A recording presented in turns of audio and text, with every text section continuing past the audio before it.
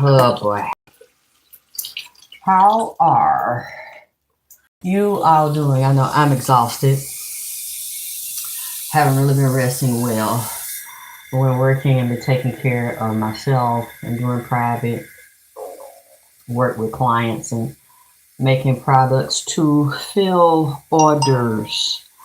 I saw a couple of people asking other people that support me on Facebook. It wasn't that many. People that have been keeping up with me know that I said during the Angie Stone death and the readings that D'Angelo was secretly on drugs and secretly sick. I know I said that before during those readings, and I knew that was one reason why he was out of the public. I said it during that period, and I did not keep talking about it. However, when Angie Stone's daughter insulted me and provoked me, talking about, she was going to put my ass, I better hope I ain't run into her and shit. I started back talking about D'Angelo again with his son, that he has a lot of issues, never addressed his son. At least we didn't see it in public. I'm not saying it wasn't, because we seen pictures when he was little. He was with Angie. He was a little boy. And with D'Angelo when they would perform and be out in public. After he broke up with her, and it was really fucked up because D'Angelo let women in the public. I mean, you can go back and look at these old articles where these women are calling Angie a nappy head black bitch, and why couldn't you get a better woman than that? And you could have been with me. You could have been with anybody but her. I mean, just trashing and insulting Angie Stone so bad. And then they were saying, I think Angie might have said it too, people in record labels, they started lying on Angie to drive them apart. And D'Angelo couldn't deal with the pressure, but I think he was younger than her and couldn't really deal with the fame either. He left Angie Stone alone. But I had told you, I knew from a long time ago, I picked this up. He'd been struggling with his identity, with self-acceptance, approval, drugs, and some alcohol. And I knew that he was sick. Left it alone, to recently bringing him up, arguing with Angie Stone's daughter, and talking about the son. The son don't look nothing like him. The son don't reflect him. The son don't write. The son don't produce. The son hadn't had any hit albums. He hasn't had a major record label. And I didn't see his daddy with him. I knew something was wrong because D'Angelo been quiet about 10 years. I could be wrong. It's probably longer. D'Angelo has been out of the public. I know he was sick. And the real ironic thing was the past couple of days, I was just too tired. I won't come to y'all and give you another reading. I'm probably not going to get all into a lot of it now. Warning you women about going to get checked about breast cancers, lymph node cancers, throat, and vagina, cervix, female reproductive organ. I saw different rare types of cancers that might not run in some of your families, might have been activated by chemicals in the environment, relaxers, artificial food, GMOs, sleeping with sexually transmitted demons, people doing magic, passing those are curses, because the envelopes for the genes have been opened and activated to produce. Some of these cancers might be difficult to cure. If you haven't been checked and you've been dealing with someone that's questionable, that you fought with or did dirty shit to you or turned on you, and a lot of demonic stuff in your family, because your mother and these other people's wish these curses on you too, and jealous friends, y'all need to go get checked for these cancers. And cancers in the digestive system, some of them even may be bone marrow cancers, blood cancers, different parts of the body is developing in that you don't have a history of in your family. It really worried me to tell you women to go, along with a lot of bleeding from the periods, extended amount of bleeding, fibroids. You don't have to get a hysterectomy to get fibroids removed now. And a lot of these things are spiritual. You got to uncross and remove these curses as well. Up in liver cancers, kidney cancers, blood cancers, bone marrows, pancreases, really weird odd ones some of these women are going to come down with, and they're already in their body. They're in the energy field. They're in the system, and y'all don't know, or you might not feel anything. And then other people may feel pain, and it's going to also be associated with the female reproductive organs. I want you to go and get checked so this stuff doesn't get too far gone and it can be fixed, because I'm telling you, these are spiritual, very demonic curses.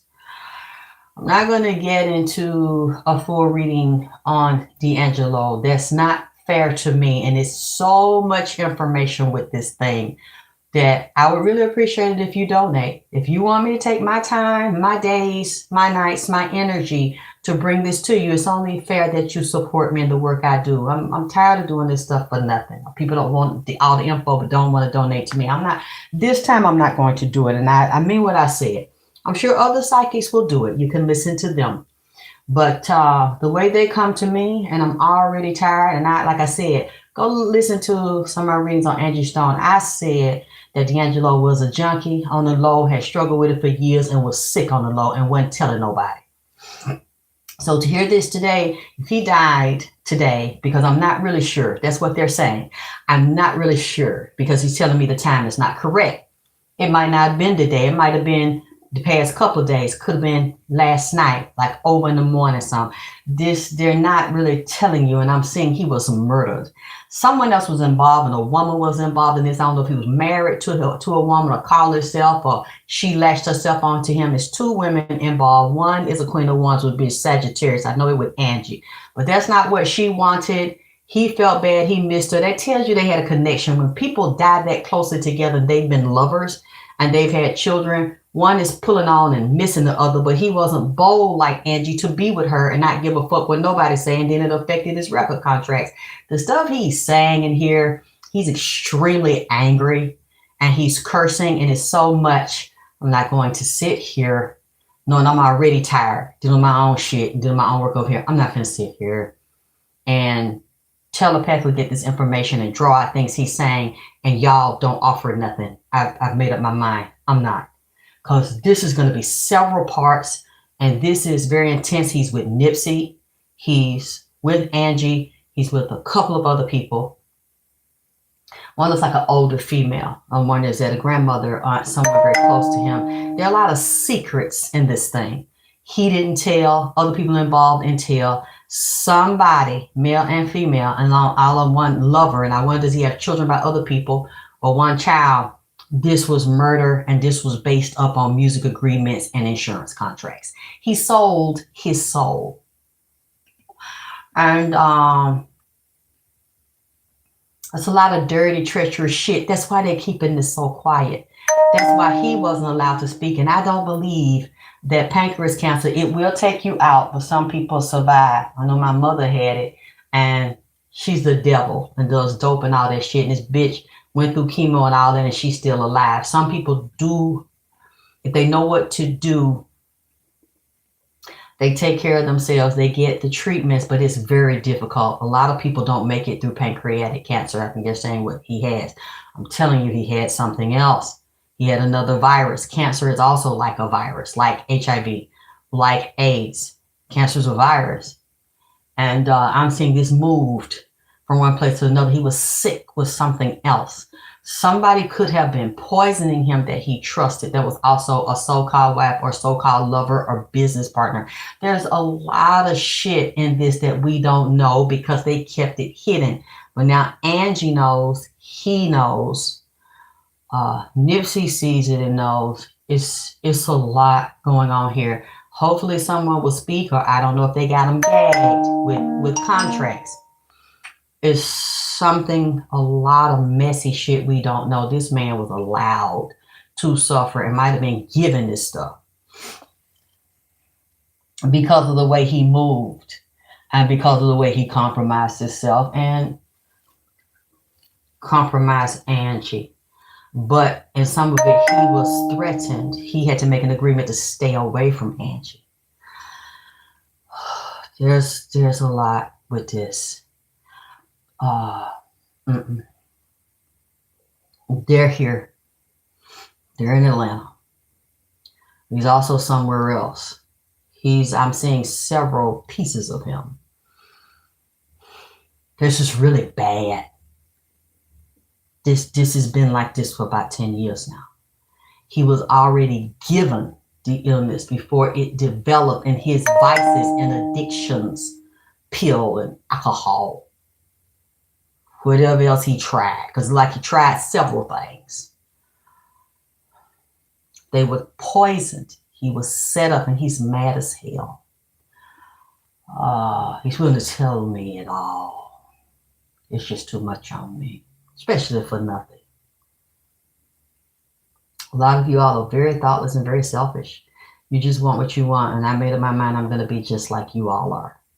So you want me to do these hard cases and put wear and tear and stress on my mind and my body, and then have to deal with all these demons, because it's a lot of demons around this. Deal with them in here and the heaviness from that. You don't want to donate, then I'm not going to, I cannot. But I did want to warn the women.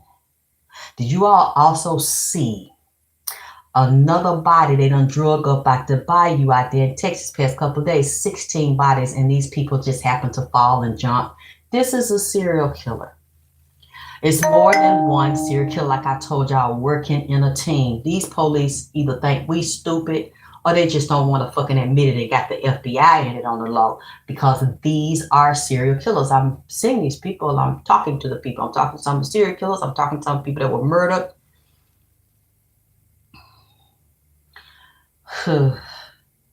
I am exhausted. I just want to, hey Mary, hey Che Che, hey Kenya, hey Ayana, hey Queen Tulsa. Yeah, I said they were going to start coming out of Atlanta and all states, all serial killers in all these states. Yeah, it's harvest season, and look at it, Che Che.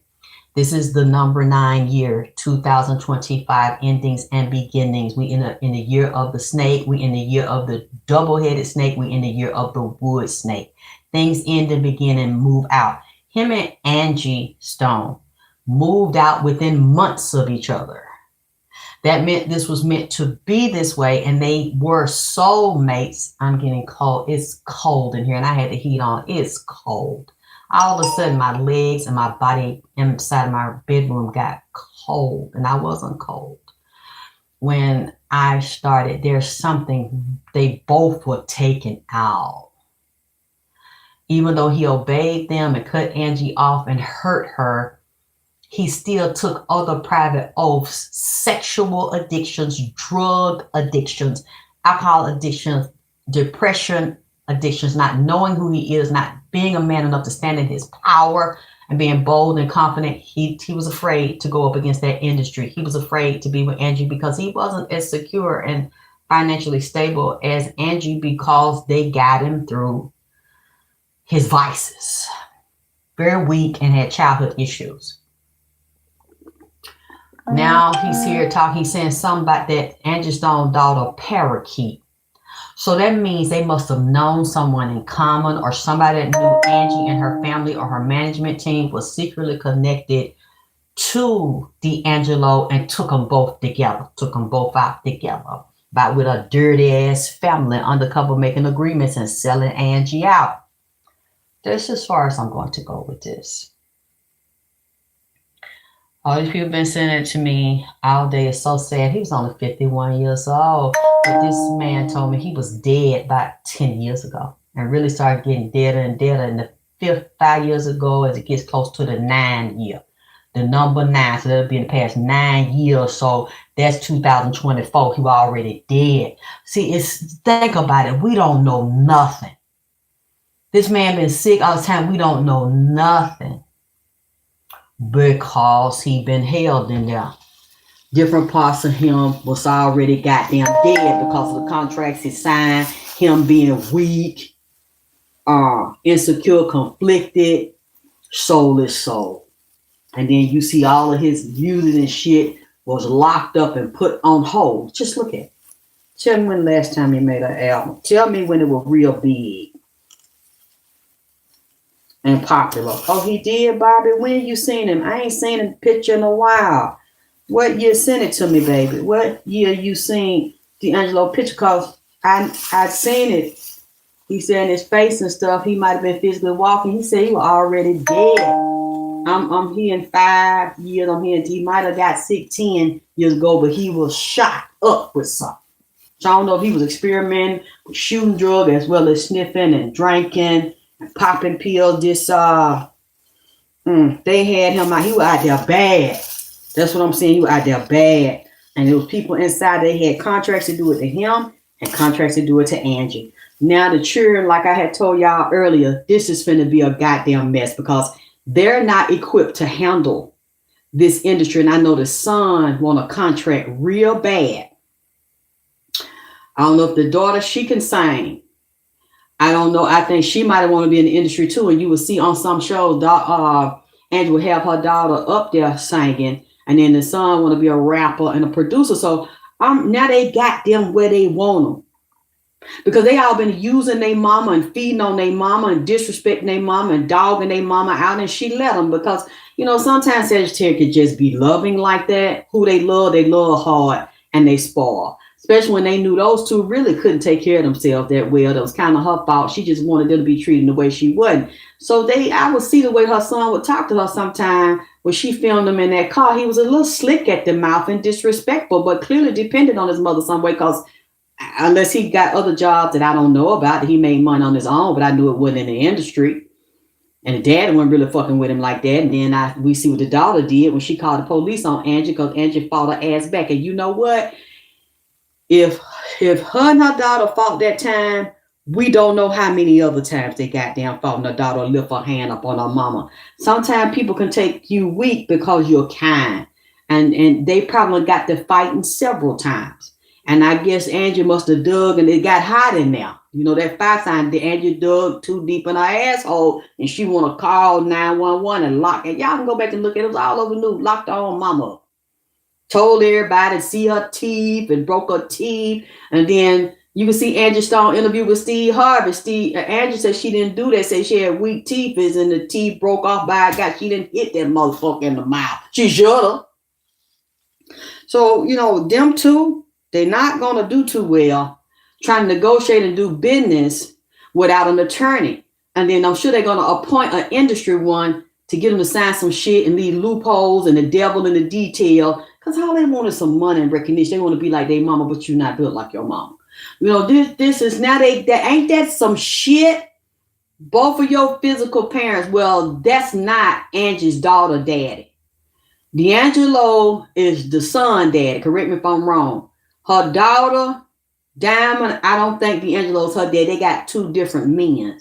Tell me, because I don't want to lie. Tell me, am I wrong? I don't think they got the same daddy. Think her and her brother got different daddies. Tell me if I'm wrong.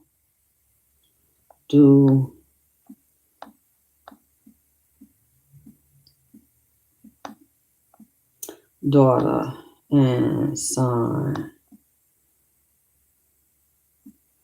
got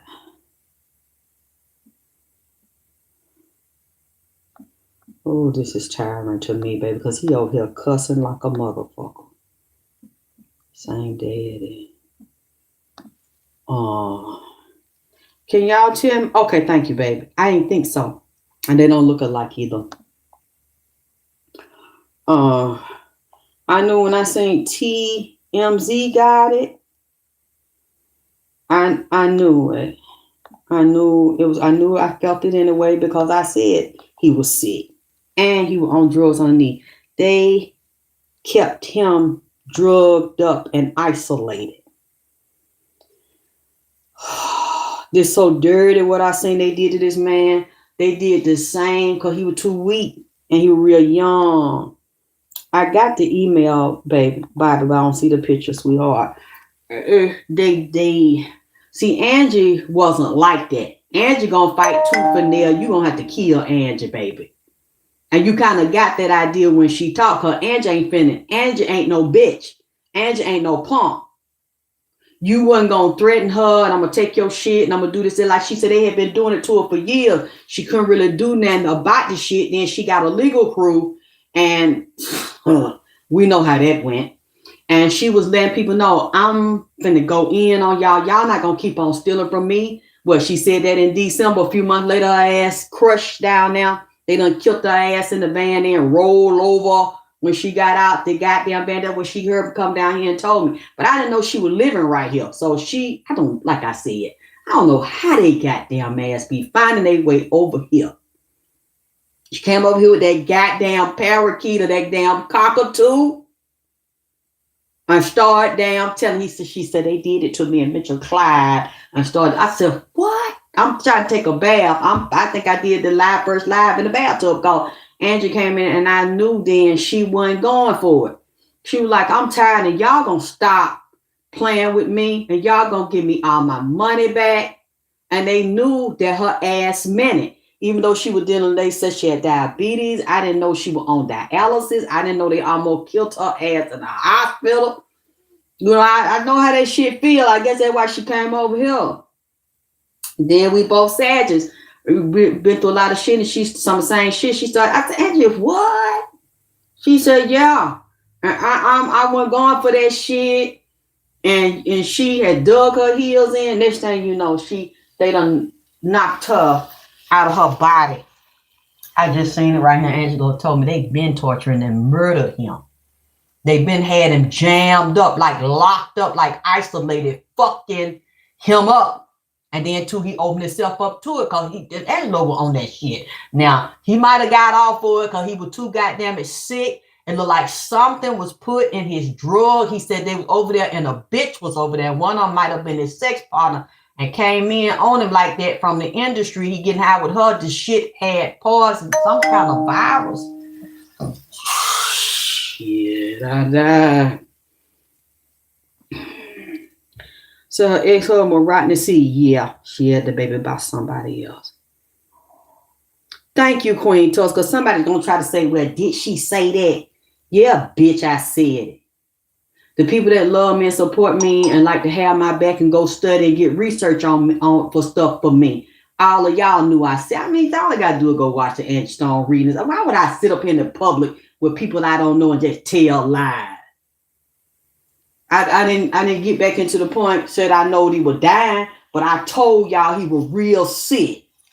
And on that shit, I said that shit. That's why I ain't saying that. And they got that nigga jammed because he weak. And he compromised himself. Now he's in here just, I'm trying not to get,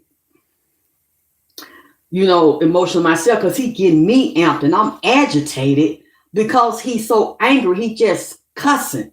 He real fucking mad. He with Angie. She ain't saying that. She went and got him. Then they started talking and shit. Oh, yeah, I'm talking about now. She got him.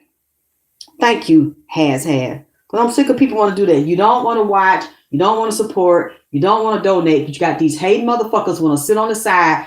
Did she say that? Did the win? I said, you know what, bitch. And I just responded. I said, I did say it.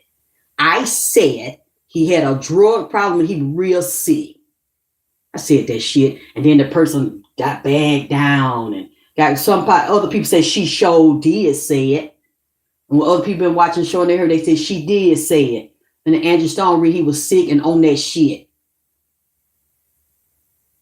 And then you don't want to say nothing. You say, High Priestess. You said, Drill, what is your P? You know what? Why you say you just took that out? You must have been in here eavesdropping today because I told my son I wanted him to go up to the, because I know some people don't trust it. And older people don't trust it, fucking with that electronic shit. And they be asking me for a P.O. box. And I said, would you go up there for me? I'll send you up there and get me a P.O. But then I said, no, I don't think he can. He can ship my stuff, but he can't. I got to go with him. So I said, we'll go up there. And I just said that a few hours ago. So I'm going to get me one for people that don't trust this stuff and they old school. So I'm going to do it soon. Thank you, Leilani. Child, I don't even worry about that shit. Now, if I knew Thank you, Kim G, that I didn't say that. I'm not finna lie and say I said. Y'all get the listening enough and go through all my old readings. You don't hear it. I'm lying. I'm not a liar. I remember because I think the same day I said it, I Googled on the live and asked, did he have any substance problem? And it showed that his ass did in the past, and he was stopped by the police, all that kind of goddamn shit. And he's not denying it here. He's just angry. I don't know all the reasons why he's so angry. He a cusser too. He been cussing about an hour now. And I'm like, wait a minute, seem like you slick trying to direct that shit to me because you don't like what I said, or you don't like that I said you ain't take care of your son or acknowledge your son and that shit. And I'm like, look, nigga, now I'm sorry I offended you, but I ain't walking it back. I said, the fuck, you know how the fuck you did. But like, he one of them kind, them artists with an ego, like you ain't supposed to say nothing about them. I ain't know he was like it behind this little motherfucker, something else, and a cusser. Now I hope if somebody know him, write something we can see it, because the side of him I'm seeing now, he is extremely angry. He died, physically died. His body looked like that cancer was somewhere else or in the brain or something. Not telling. He had another goddamn virus, and I'm trying not to say nothing now. Y'all messy than a motherfucker, but put your money where your goddamn mouth is now, because I'm the one have to take it. I don't make me cuss you out now. I don't give a fuck, because you all come in my house and fucking slick because I heard what you said. Good, I heard what I said, and I said what I said about you. Nah. And Angie's standing here and she didn't say nothing. How the fuck you gonna tell me? Unless you can prove I'm lying, but he didn't like that I said it in public. How do these motherfuckers be over here, know how to get over here, but before I got out my body, they put me on, let me hear you. I heard what the fuck you said. I said, well, now you heard what the fuck I said. Now you gonna come down here and confront me. I said what the fuck I said. What? Like you trying to get me scared of you or bag up a motherfucker. You know what? Let me shut up because I don't want to cuss him out. But he started this shit. You gonna come in my house and say that I said that and I said that about your son and how you don't acknowledge him? You ain't. Shit. Or y'all show me now, because I could be wrong.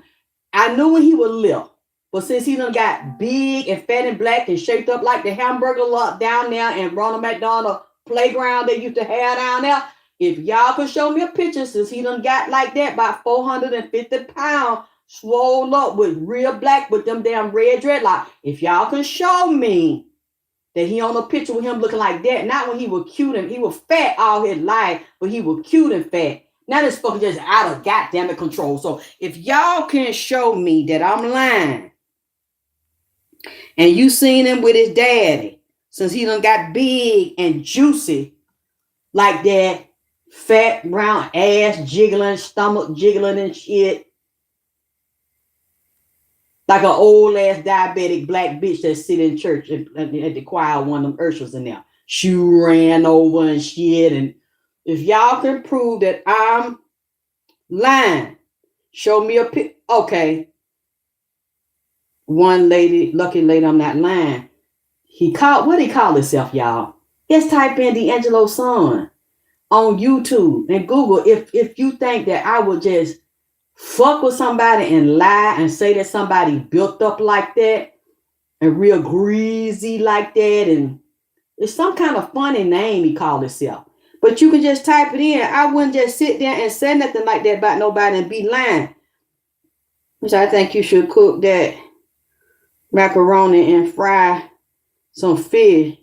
Yeah, that's right. Sway Voltrain. Now, the way I just described the way he looked, am I lying?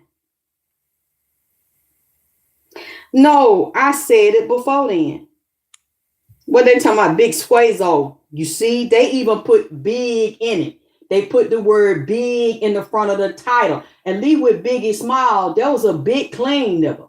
And that nigga had the flow and the sex appeal. Biggie Small by 3. It might have been close to 4 or 375. That nigga was sharp, clean, and he had that swag and that flow. Biggie Small. Now, come on now. They not the same kind of big. They're not the same kind of big, goddammit. Now, am I lying? is that man big and shaped up like the hamburger out there at Ronald McDonald? Because you know how you take my son out there to the park and up there that he was big. I really couldn't cook that good back then. You know, I had to watch it because he was always full of mucus and asthma. I couldn't really cook soul food and shit for him. He can eat it now and don't get sick. He know how to clean himself out, what I taught him in herb and stuff. But we go to the playground up there at Ronald McDonald, he get a little Happy Meal. They had rides in the back with a different character shaped like it. The hamburger is shaped up like him. That's what would be back there in the playground. That's, you know, the first thing I thought of now.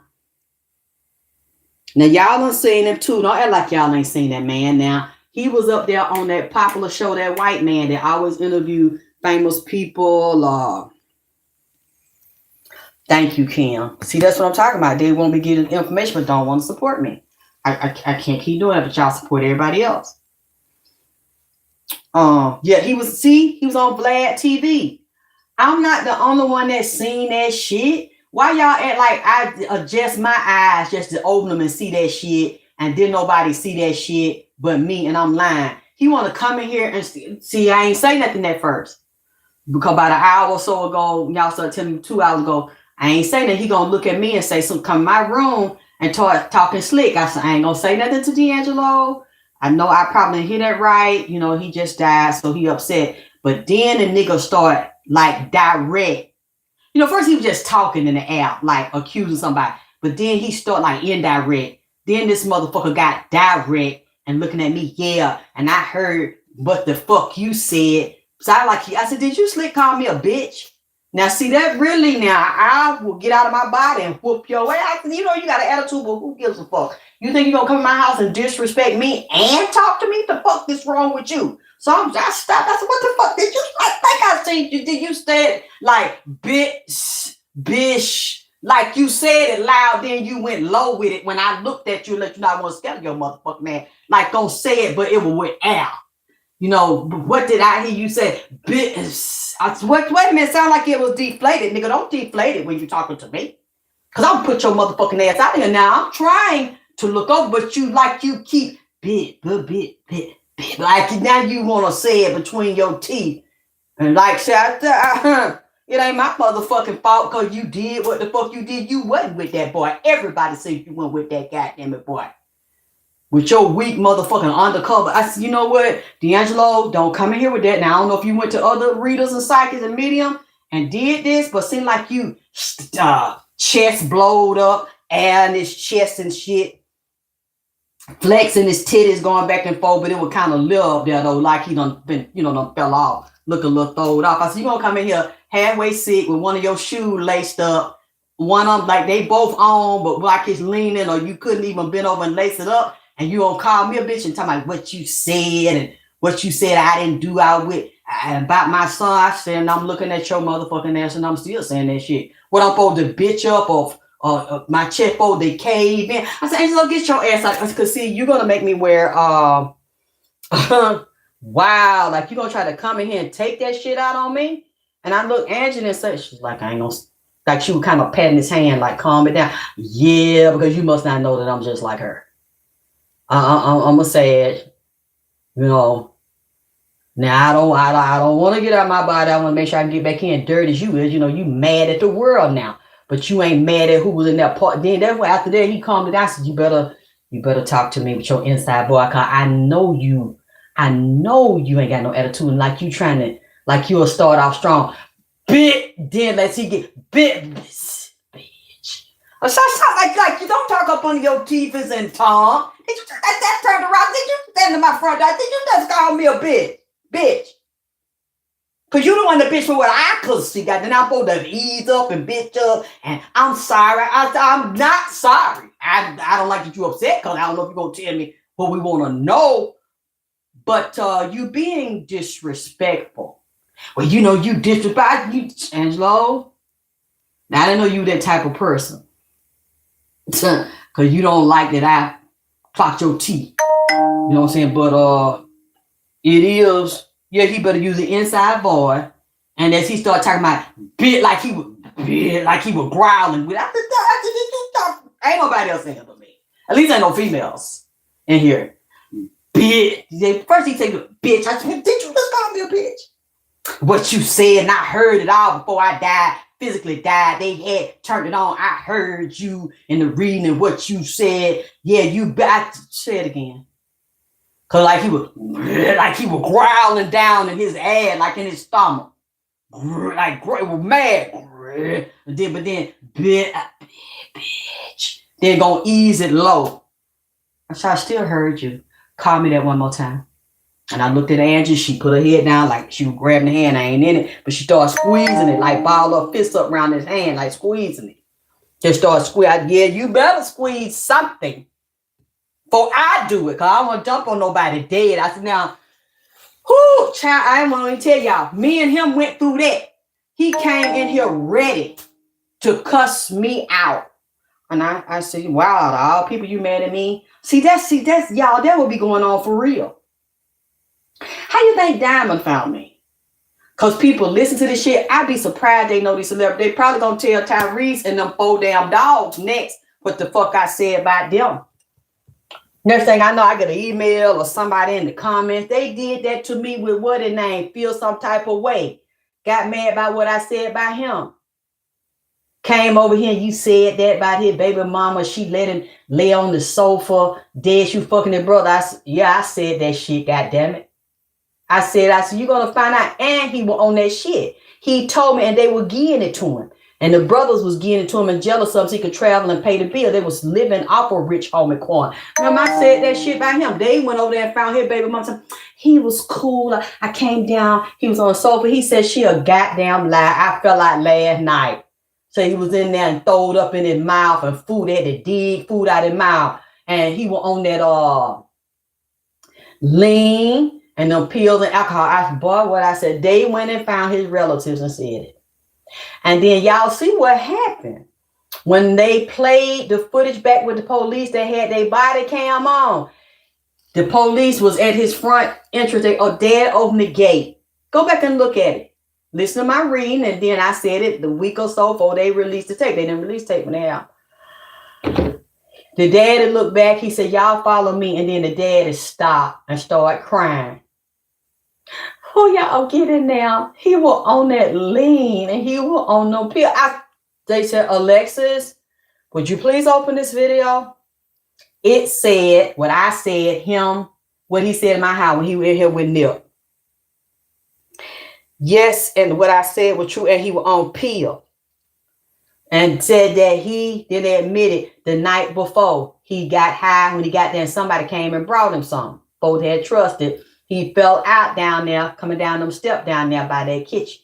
And that kitchen food was in there and somebody admitted they had to take the food out of their mouth. Just like I had said, but Rich Homie Quan and none of them didn't come in there and cuss me out.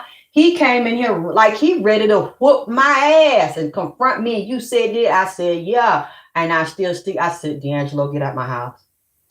Get your ass out of my house, drawed up and shit. And you're going to have to try to talk about why you ain't cussing them folks out that over there killed your goddamn ass. And you sit up there and compromise yourself. And he getting ready.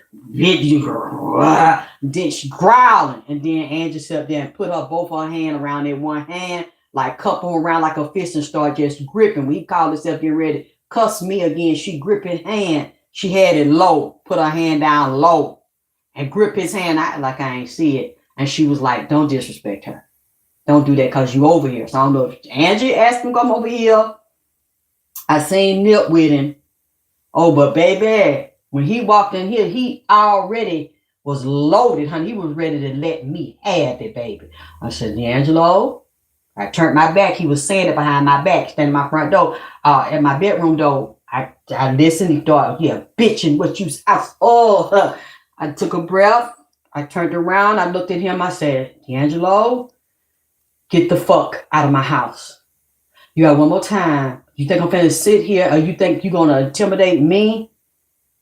And your ass drawed up and hopping. I said, you know what, Lord, forgive me. I said, you think you finna, and I'm finna say sorry? I'm not finna say sorry. Unless you can prove I didn't do it. You did. You're going to have a nerve to come in here and cuss me and want me to take back what I said and how you wasn't there. You did turn on Angie. You did turn that little boy. Now look at it.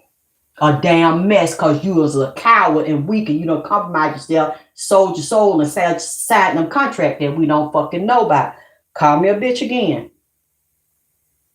It's best for you and get your fucking ass out of my motherfucking house with that shit. And he would live just draw. I can see his hip bone. You got your hip socket and bone showing through your damn pant, and you gonna come, I'm a bitch? Okay. Yeah. It just went on, man. Then he finally, she kept squeezing, please, baby, please. But she was trying to, don't, like she didn't want me to hear it. She just kept squeezing. She said, don't do that to her. That's the wrong one to do. I said, damn Joe live. Huh.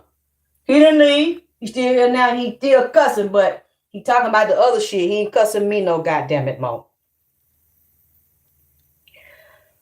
Whew, child. Everybody know what happened. Her and Angie got to fighting. And while she fighting her mama, she got to hollering. It was too much for her. Angie must have went in her ass, put that fire on her, put that Sagittarius fire on her. Because Angie didn't call the police. Her daughter, Diamond, called the police on Angie and had Angie locked up. Talking about Angie was whooping her ass and bust her in the mouth and knocked her teeth out. So she couldn't take her mama. Shit. She couldn't take her mama. She called them police to get her mama up off of her. Get her out of her ass. Because she must have been putting something on her and saying something to her.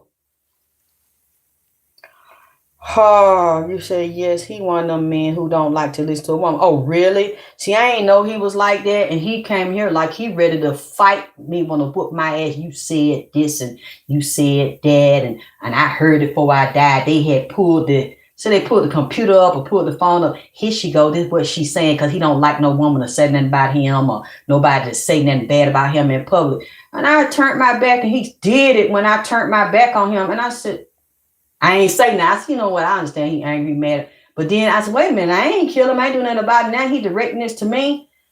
And I turned around and said, you just called me a bitch. I said, I got one more time. Let me be one more bitch. And then I turned my back. I said, walk. I said, Angela, get the fuck out of my house. And that's when Angela wouldn't let him go. And so I said, this some wild shit. You gonna come here and cuss me? Yeah, I heard what you said. Then start repeating. I thought Joe did. Ask Joe, you want me to take it back? He's like, I'm scared of you. And then that when I seen the bone, like you got nerve standing here with your damn kneecaps sticking through your damn skin and fucking hip bones sticking out through your damn cloth. I could see it through your damn clothes and chest in and rib cage. You got some kind of guys. You know what? I ain't even finna do this. I'm not finna do this. And I said, Angelo, get the fuck on, okay? Because this right here, I ain't eating up and I ain't scared of you. I ain't eating up a goddamn thing. And then when she was like, come, don't do that. I said, you better tell. Okay. Okay.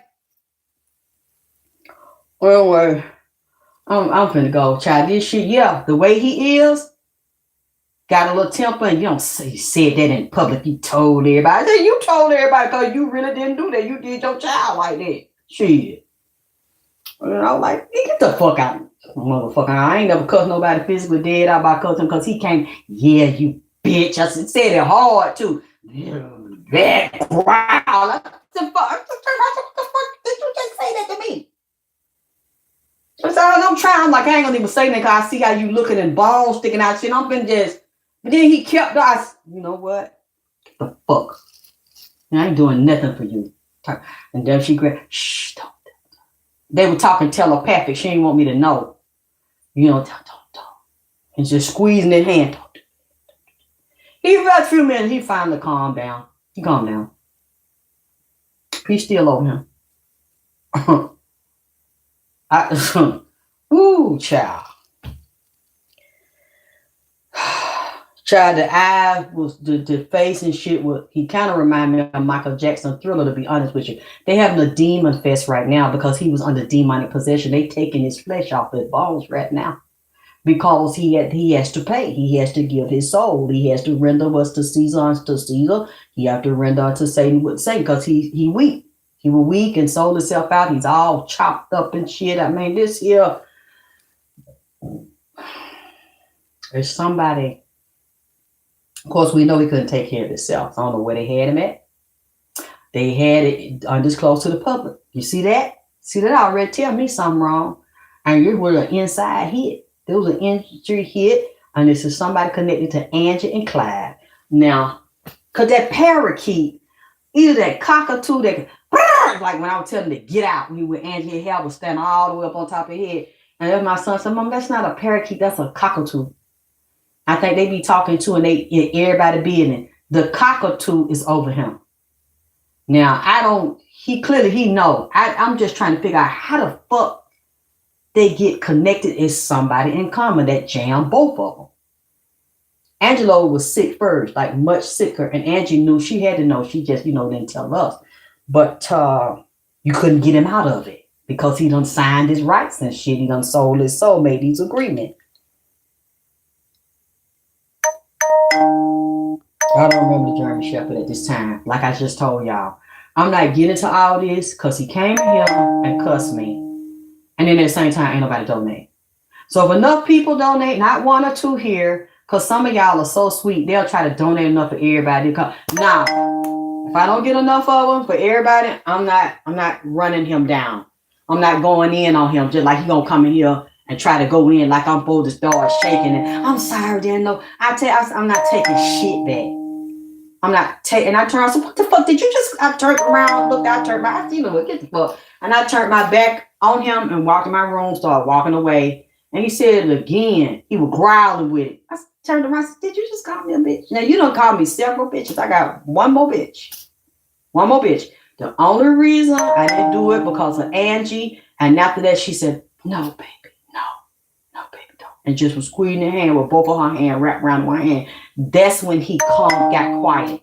When he got quiet, and I act like I didn't see her doing it, but I know it was her. That's the only reason that I let him stand in here. Drawed up like, ankle lil. You see the ankle bone, toe bone. This was like pieces missing. Like ate up. And I said, wow, you got some nerve looking like the fuck. Then I said, I ain't finna say nothing. I'm not, you better stop talking to me like that, but I don't want to Joan. You know what I'm saying? I don't want to say nothing about you because I know that I see what happened to you. But you did bring it on yourself and you did not acknowledge your son. I don't care how he looked. You didn't do right by your son. Now, I don't know how many other ones you got. I looked at these cards. It showed us another one somewhere with another bitch. So like that lady from SpongeBob in the wheelchair, she was just a skull and a spine. And some of them be so mad and they want to take that shit out of you. Don't let you have fucked around and said nothing in public. People messy. They'll sit behind their back. He do like that. She do look like that. Then they'll straighten their faces and shit up and go to him. Excuse me. I'll wait till the nurse get your milk. It's this lady named Alexyss K. Tylor, and I want to let you know the shit she said, and then played it. That's what he said. Played it. Couple, 2 or 3 people's and a nigga in there, a messy ass motherfucker sister. But then to sit there and be like, that's fucked up, knowing they be done laughed outside in the hall, and then I just want to let you hear. Go back out and keep re-listening, laugh. You know how people is, but didn't let him know. Just wanted him to have an attitude, and then he, like grit his teeth and primped his lip up like this. Look out the when he started calling me a bitch. Then he called me. He couldn't really get out, come over here because he was still in his goddamn body. And yeah, I've been waiting on. Oh, okay. When I kept seeing his picture there and looking in his eyes, I kind of knew. I knew he would come, but I've been feeling him and thinking about him because y'all not been talking about him lately because I'm talking about her daughter and talking about his son. I keep talking about, I said something going on with D'Angelo because the past couple weeks I kept bringing him up when she talking about jumping on me, all that shit. I said something's wrong. But I kept it to myself because I had to tell y'all some more other shit to warn y'all. And I'm tired and I'm working. Son got me up here exercising and shit. So I'm wore the fuck out. But I want to come talk to y'all last night too. I said, I'm going to tell you the daddy to warn him, get the health check because some of this is demonic. Thank you, Tulsa Queen. So remember Angie was complaining about a dirty needle. Yep, she said they tried to kill her. And then she came over here and told me they were trying to kill her several times. She said, that's what I'm telling you, because that's why they tried to do it to you. I'm warning you. You ought to be glad you didn't get them opportunity. You ain't signed no contract, because look at what they did to me. And people like, I said, thank you for telling me. And she just got to talking, but she was mad, but she didn't disrespect me. Nobody.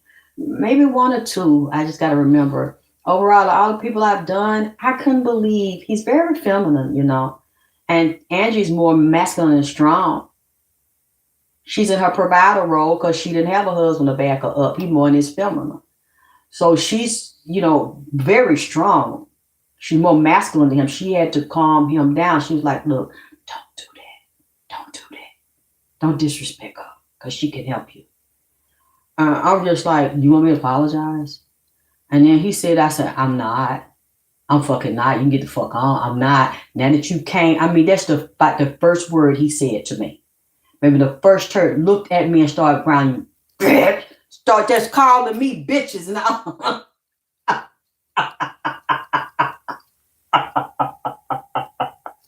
He got a little funny now. I ain't gonna even hold no grudge against his ass. So when these people come to visit you, they usually before, it varies. All of them don't. I was picking up Nipsey, and I kept looking at him, and then I had a crush on him anyway. I was scared to talk to him. I started feeling him real strong, and I kept staring at him. Then I said, no. Well, yeah, I might say, no. And the spirit said, you better warn him. He ain't got much time. They're going to kill him. I was scared to tell him. I just thought he was, people that age, young, reckless, gang member, disrespectful, goals in the mouth. I didn't know that boy was totally different. He's a gangster and a gentleman. He's a very old soul, full of compassion, but young and wild at the same time, as he's coming into himself. And that's what he started to do before they physically killed him.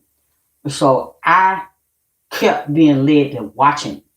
Then I said, no, and so I would go away for months. Then I come check and look, and I'm like, oh, he's such a beautiful man.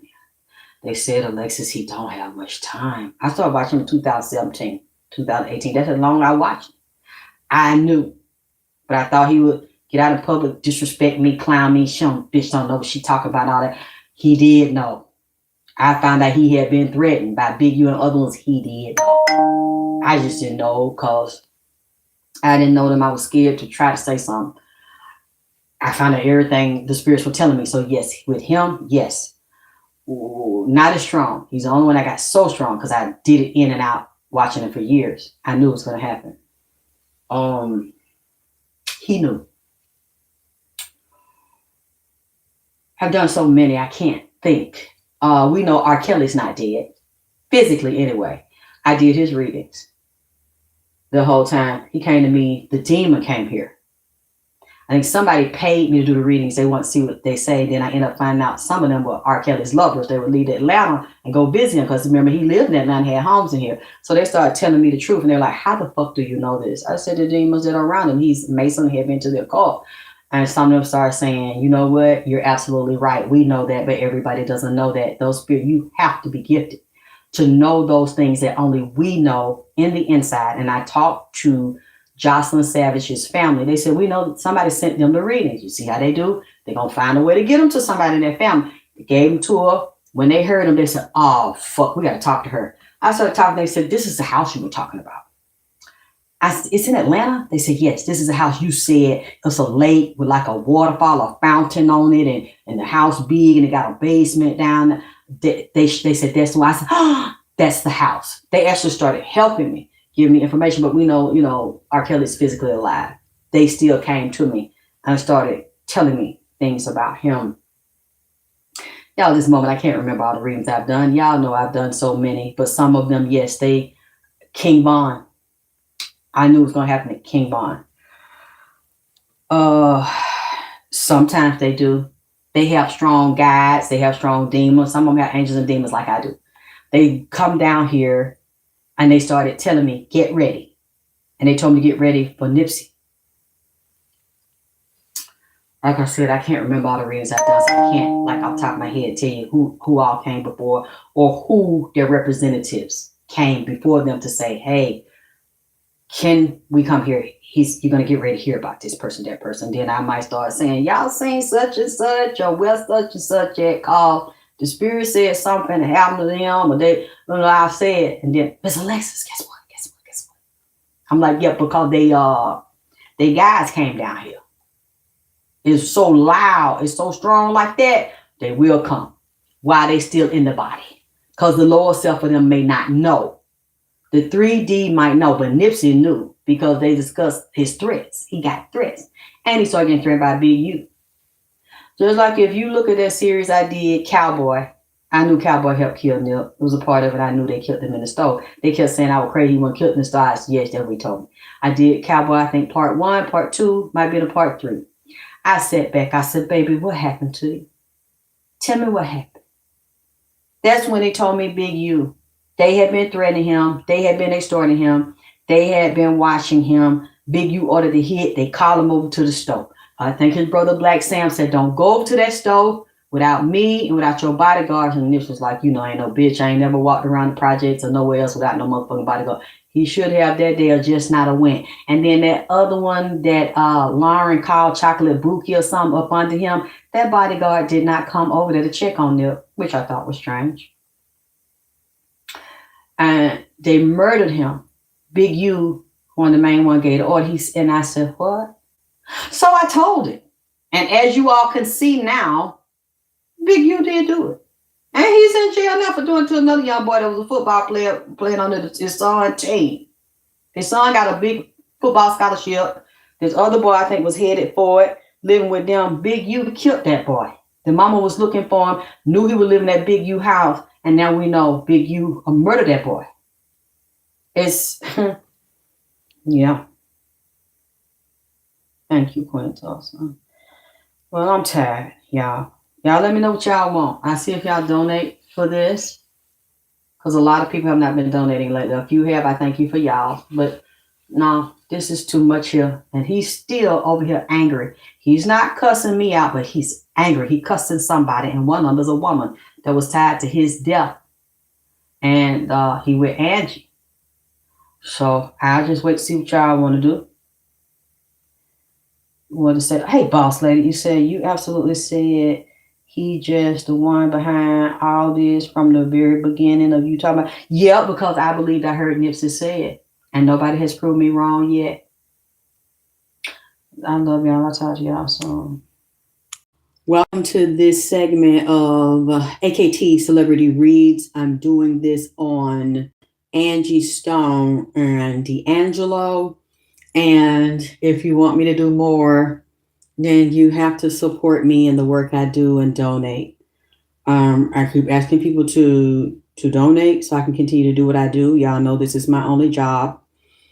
I love to do it. I love to talk to the spirits. I love to get the information, but getting it and sitting up and trying to get everything that you want and all the details, and you're not supporting me and not donating, it's impossible at this point to do. I cannot continue to do it. I thank the few people who appreciate you, and I recognize some of the names, and I really appreciate that because I know you always try to donate whatever you can. And I'm not asking for a particular amount, but y'all, every amount helps. $5, $7, $10. And of course, I love the bigger donations, but I understand a lot of people are just like me, doing the best you can. This is the only work I love to do. This is all I want to do. I love to be committed to you and loyal to you and talk to you and learn from you. You learn from me. We share with each other. You educate me. I educate you. You look up information for me. You verify. You donate on any level that you can. Spreading the videos, chopping and screwing the videos, put them on your pages. Tell people who I am. Spread the word. I understand if you don't have, cash. It's not always about cash. It's about gifts. It's about love offerings. In whatever way you can donate. I appreciate you that always try to be here for me, like I try to be here for you. Okay. I'm going to get into some of it. I cannot get into all of it because it would probably be, I don't have the energy for it because I'm doing other things. I just finished exercising some, and I was just resting, thinking, and I haven't eaten yet. I just, took a few supplements so I can do my morning exercise, take a rest, and then go back at it. So y'all know health is wealth. I take care of myself better, y'all, so I can be here for you, and you can be here for me. Okay. I'm going to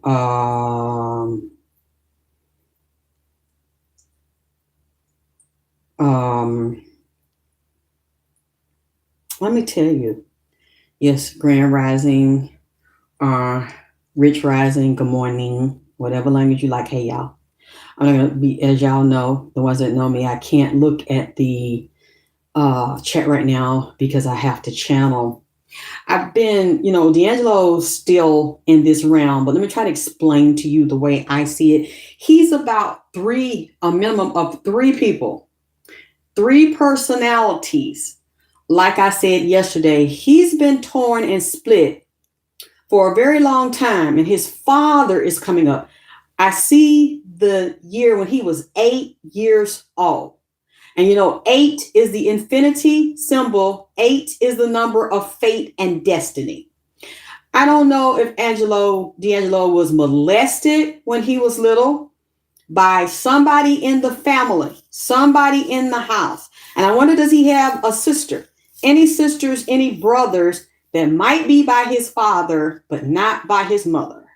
The father I'm getting, it was something else.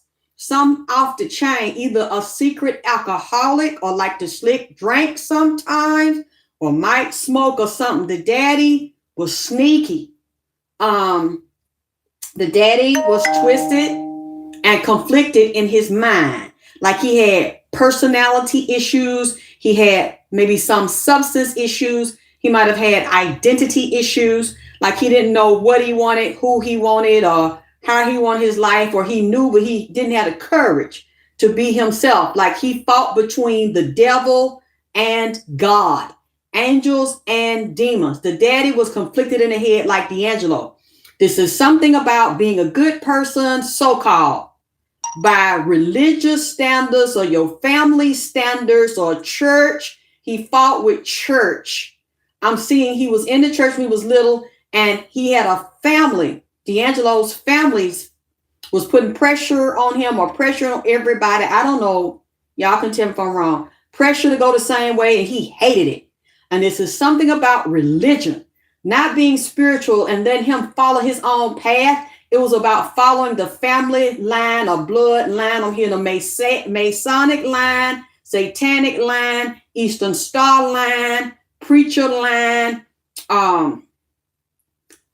political lines, undercover blackmail, bribery, under the table, taking money, not just the dead. I'm seeing the family, the bloodline, and powerful women. They look like they had these scarves, or it wasn't like a scarf. It kind of reminded me of like a nun, how the nun wear that thing on their head, that long kind of sheet-like thing, but not a sheet. Muslim wear that same kind of long, I don't know if it's a hijab. It might not be some of these women that's in D'Angelo's father's bloodline. And some of them are high-ranking people, high-ranking musicians, high-ranking Masons, and Eastern Star. I'm seeing the Star of David, but I'm also, and I think there's a European that created another star. It's a 6-pointed star, but it's not the real star from the true Star of David dealing with African origins. He was forced, they present a holy, and call God on the outside, but inside and under the table, they know they have to be politically connected. They connected with either the Baptist, Presbyterian, Christian, those big church organizations. They have a lot of money from backdoor organizations that fund them in political power. I just heard MLK. DMX also came in here, Jay-Z, and I told y'all last night he said Clive Davis. Okay, I think I looked at it briefly a little bit trying to find something. J Records. Clive Davis owned J Records, a portion of J Record, then it went to RCA. Clive Davis had signed D'Angelo. At first, I think he talked about signing him to J Records, so I don't know if he had signed him and it merged to RCA, and then Clive like sold it, but he was still tied into D'Angelo's life. Okay. The father coming up to me, because that's what he's saying. He in here crying. D'Angelo was broken and weak as a little boy, because it's a big influence that his daddy had him. Like I said, he's either, if he wasn't fondled with or raped, he was molested and felt on by another goddamn nigga. Now, his daddy might have had something he might have known about this shit, because like the daddy was touched on, and it was conflict with D'Angelo, daddy, and mama, and the family. A whole bunch of chaos and confusion. Right now, it's a whole bunch of chaos. Like, D'Angelo started getting high. I don't know if it's sniffing glue or something. And D'Angelo sniffed that powder too, and on them pills, and get drunk. So fucking drunk out of his head, because he hated himself. He was conflicted. He didn't like himself. He was extremely insecure. Had extreme low self-esteem. Now I see Angie Stone was pudgy. D'Angelo was goddamn it pudgy. And that son they got is pudgy. And see, I was thinking about that last night when he started coming here. First, he's like he was high. When D'Angelo died, D'Angelo was, when his physical body died. D'Angelo been dead about 10 years, 10 or 15 years, and got split personalities because of the black magic and the curses on the father. The sins of the father will visit the son. And D'Angelo saw a lot of conflicted shit with his daddy. See, that's, if y'all could tell me if the mama and daddy living, because the daddy is dominant in my house right now, and the daddy had a dominant influence on D'Angelo, but a bad influence, because like the daddy might have been emotionally cold. Do D'Angelo got a brother and a sister? I'm wondering, is it his mama and daddy got more children than him? Because I don't feel like he's on a child. Or the daddy, they got it by somebody else, or half brother, half sister, people around like brother and sister. Because this is a male here. They was teenagers together, knowed each other. They were both in the church and the music ministry and shit, but they seen all them gays. And now supposed to be married to women and men are secretly trying to, there was an older man wanted D'Angelo. He didn't want that lifestyle and shit, but D'Angelo was smoking or drinking or getting high or something, because he didn't feel attractive. He didn't feel like he mattered, even though girls liked him. Men tried to hit on him too, try to turn him into a young sissy. When he's a little boy, the daddy knows this, but he don't feel like the daddy really protect him. Look, I don't know what this means, but I'm just saying it anyway. I don't know.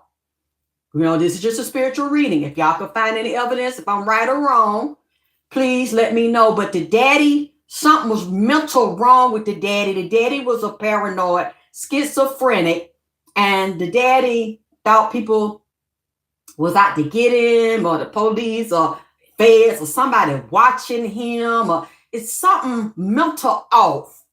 Now the mother, I'm not getting a lot right now, but I feel cold, like the mother and the father was distant, or they might not have been in love. And I don't feel the mother here. So it makes me wonder, is the mother physically dead? Because the mother is very upset and says she was abused by the father, mentally, emotionally, and he would withdraw sexually and fuck other people. That's this, what she's saying. She's cold, but she's crying. So I'm wondering if she married now, or is she still alive, or is she physically dead? She's sick as well, because like the daddy had some kind of illness. See, D'Angelo told me he never liked himself. He never respected himself, because his father didn't give him the backbone. He felt like he wasn't loved by his father. He might have been admired, because he saw that D'Angelo was like a prodigy. He kind of, you know, forgive me, I ain't trying to be funny, but I'm hearing Jay-Z and Prince and D'Angelo. In some ways, D'Angelo remind me of Prince, because Prince was a child prodigy and taught himself to play, 20 instruments, maybe even more, and could sing. You know, D'Angelo kind of got that same kind of vibe, like he's a prodigy. He could have been a legend. I don't see he's a legend. because he stopped himself, because he had so much insecurity. And he had that broken, heartbroken little boy inside of him where his daddy didn't love him and elevate him. The daddy kind of was twisted, torn about elevating D'Angelo, because I heard him say, why not me, God? Because he felt like D'Angelo was more gifted than him, but D'Angelo was soft because he wasn't taught how to balance the soft and the strong. So D'Angelo was a little bit feminine, but extremely talented writer and musician. And he could have ended up being so big, producing other people, writing, directing, selling his music. He could have been like Angie Stone, but he didn't have the nuts and the backbone of Angie Stone. I'm going to get into that in a minute, what they telling me, what the Spirit's telling me, what D'Angelo telling me. This is some of what he telling me growing up. He was a very conflicted child. He felt like he was lonely, isolated. He didn't have no friends. He felt so alone, even though so many people was around him in this religious setting. But the father was jealous of his own child, D'Angelo, so he would keep D'Angelo off balance, and sometimes it'll be a distance because his father was scared that he might influence D'Angelo, or he might have him doing his little ways. The daddy looked like he had a slick habit. I see the daddy sitting out in the car doing drugs, and I think D'Angelo knowed it because the daddy was miserable trying to live for his family and live for other people instead of pulling away doing what he wanted to do, because he wanted that entertainment life, that nightlife. He liked it women's, but I don't know, the daddy looked like he kind of might have had it in him to goddamn it go both ways. The daddy was easily influenced to do shit too, not because he was weak, but because the daddy wanted that lifestyle. But he knew that the church and all these other religious people, his family, were going to outcast him. And he couldn't deal with it. So he lived a lie. Something about his blood pressure, the daddy blood pressure, the daddy heart, because I see something in his arm. You know what? I see something tied around his arm. So I will try to say that's a blood pressure cuff. And that ain't no goddamn it rubber for the goddamn shoot up. Now, I'm trying not to say that. I'm trying to say he had the doctor, and the doctor wrapping that blood pressure cuff. And I see he did. The doctor his daddy had some health problem. Tied the blood pressure hard. Might be digestive and little slit cancer, or appear like it. You know what? I see cancer and HIV. High cholesterol.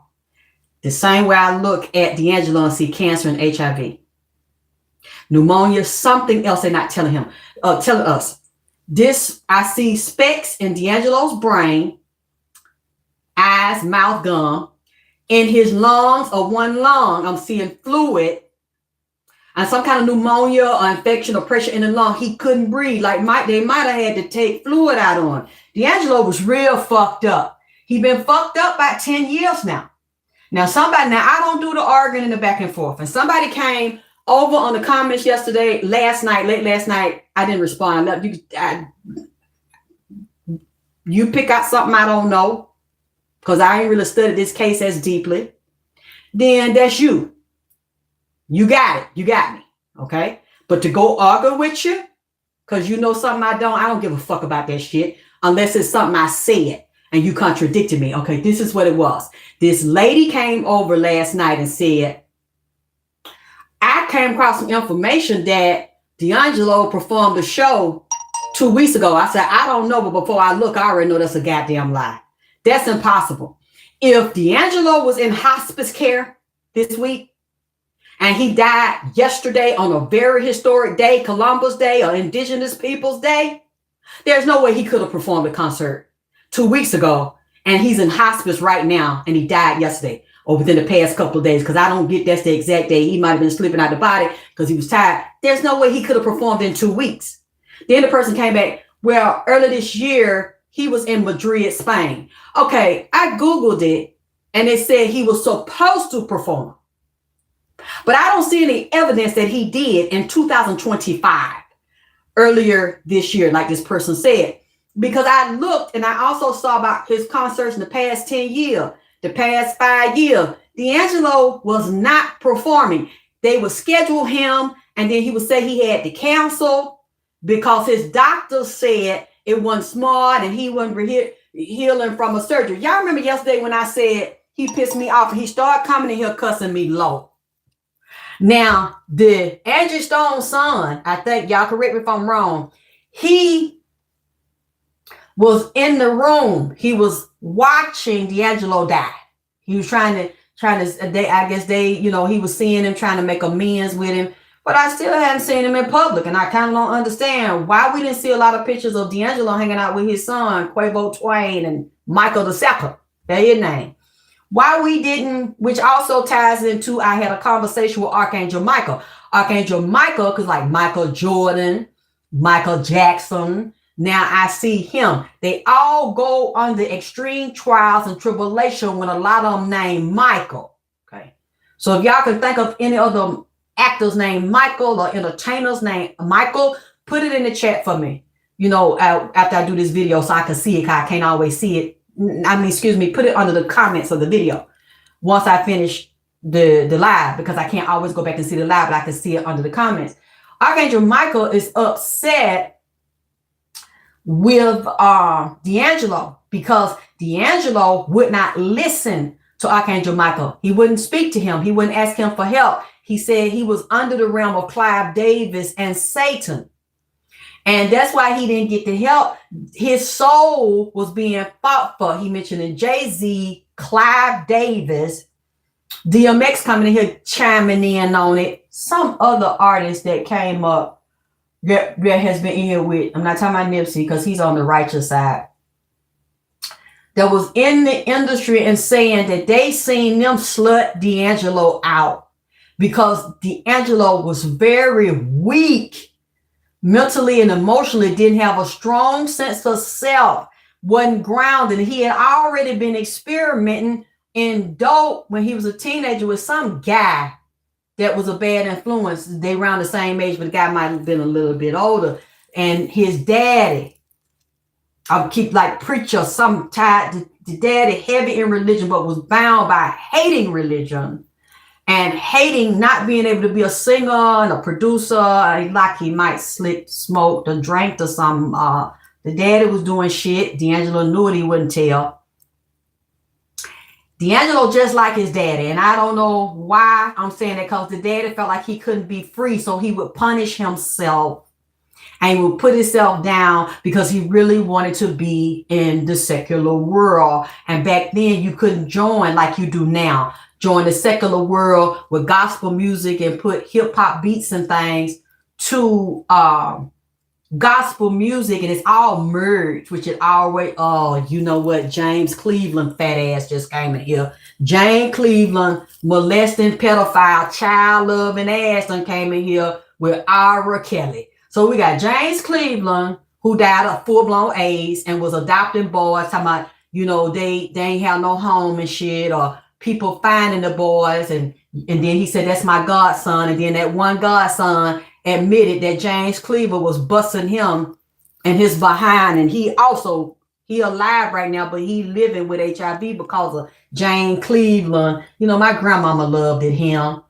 And they go travel the United States and the world and shit, and all these black women scream and holler over them. Now I understand James Cleveland liked it boys, man. He liked it men's too. But you have to understand, it was secret. He was heavy into black magic. Those white record labels made James Cleveland a god and sick James Cleveland on them young boys. And even grown ass men, James Cleveland, I think, had a record label, and to get them deals, then they had to bend over for James, or James said, I'm gonna bend over for you, and I'm gonna go down, especially if they were pretty niggas, pretty men. That's how they get their record contracts. So y'all need to look at some of these old gospel singers. A lot of them old sisters married to women who's a beard, or go both ways because they know they got to be gay for pay. In the gospel, and damn, I didn't expect this. What do James Cleveland got to do with D'Angelo? He just said again, Clive Davis, goddamn it ass. Him. Who else would be with Jay-Z? Leah Cohen, said a whole cabal. D'Angelo's full of demons. so conflicted, and they got him through drugs and sex. They knew that he was a weaker individual, and basically he was just on paper a star. They was blackmailing D'Angelo. That's why D'Angelo ain't say nothing. They had like different documents he had to sign. They had footage on him from sex parties or catching him out in the street. Now, I don't want to do this because I think his son had something to do with telling on me. Andrew Stone's son, because Andrew Stone's son was in the hospital with D'Angelo. And then he came in here growling. I mean, he came down to Atlanta just to call me a bitch, you know, and start balling his fists up. Remember I said, now something wrong with your hip, goddamn it. I see the bone coming through your damn hip, and you already damn little and shit. And he was bucking his eyes real big when he was gritting his teeth long. You know, he kind of got them beaver teeth and them buck teeth in the front. They kind of front teeth long, hang over his bottom lip like the goddamn Easter bunny. Just hang like a rabbit. Just they was sliding. He was slobbing. He was so mad at me. He was slobbing. Bitch, you're growling. Tell me he heard what I said to him and with his fat ass son. And yeah, I heard. I said, oh, somebody done went in there and told him. See, and when I seen that last night, that you know, Andrew Stone's son was in there because he had AIDS. I'm looking down right quick. See the great James Cleveland was a sister, like the bus boys and they behind. And see, I was told by somebody that's older that's in that circle, James Cleveland was in Chicago around R. Kelly when he was a little boy, Ira. And they had some of them preachers that had little sons ran him out of Chicago because one of them had caught him in there busting a little boy in the behind. Tearing that boy bleeding like a motherfucker. See, that's James Cleveland was known for that. And them other church gospel singing niggas that y'all look up to and motherfucking respect. Because I did a reading on him when I think it was an R. Kelly thing, and it was vicious. With all them high-ranking demons around him. And somebody the insider that knew him said that they were secretly he was buying interferon on the black market, a connection with doctors. They were keeping James Cleveland alive. And I think they couldn't get none because back then they didn't have the HIV medications. And he was secretly paying hundreds of thousands of dollars to get his secret protocol, James Cleveland, to keep him from dying. And them women around him knew it. Now that done came up in here. R. Kelly, which means somebody done got a hold to R. Kelly. And I think it was James Cleveland was one of them and fucked him up in the head. That's why he ain't right. He mentioning Puffy and mentioning Clive Bass and Julian Green. And another one, it's like this. They had a hold on a demon. One of Archangel Michael was upset because he said they had Azazel, one of the top demons that was on D'Angelo was Azazel. It was about 10 demons. And they came through these producers and Clyde. Now, when he got with Angie know that was beneath her protocol. Because Angie is a beast. Angie is an anchor in this world. Angie is an empath and a light worker. She's like a bull, even though she's a sage. And she got a lot of water in there. She has a lot of humanity. They had a lot of compassion. They know they couldn't make Angie, no matter what they did to her, lose her strength or lose her humanity and become satanic because Angie was so powerful. But at the same time, what she didn't understand, like she told me, and like I understand, I wanted to be in there since I was a child. And my daddy is one of the top entertainers and a legend, Jackie Wilson. And my daddy even said, when people did readings for me, they said, your daddy is coming through. Your daddy done start crying. And your daddy said, you think it was a curse because they wouldn't let you in that industry and sing and dance and act and teach your vagina power. He said, he don't want you in there.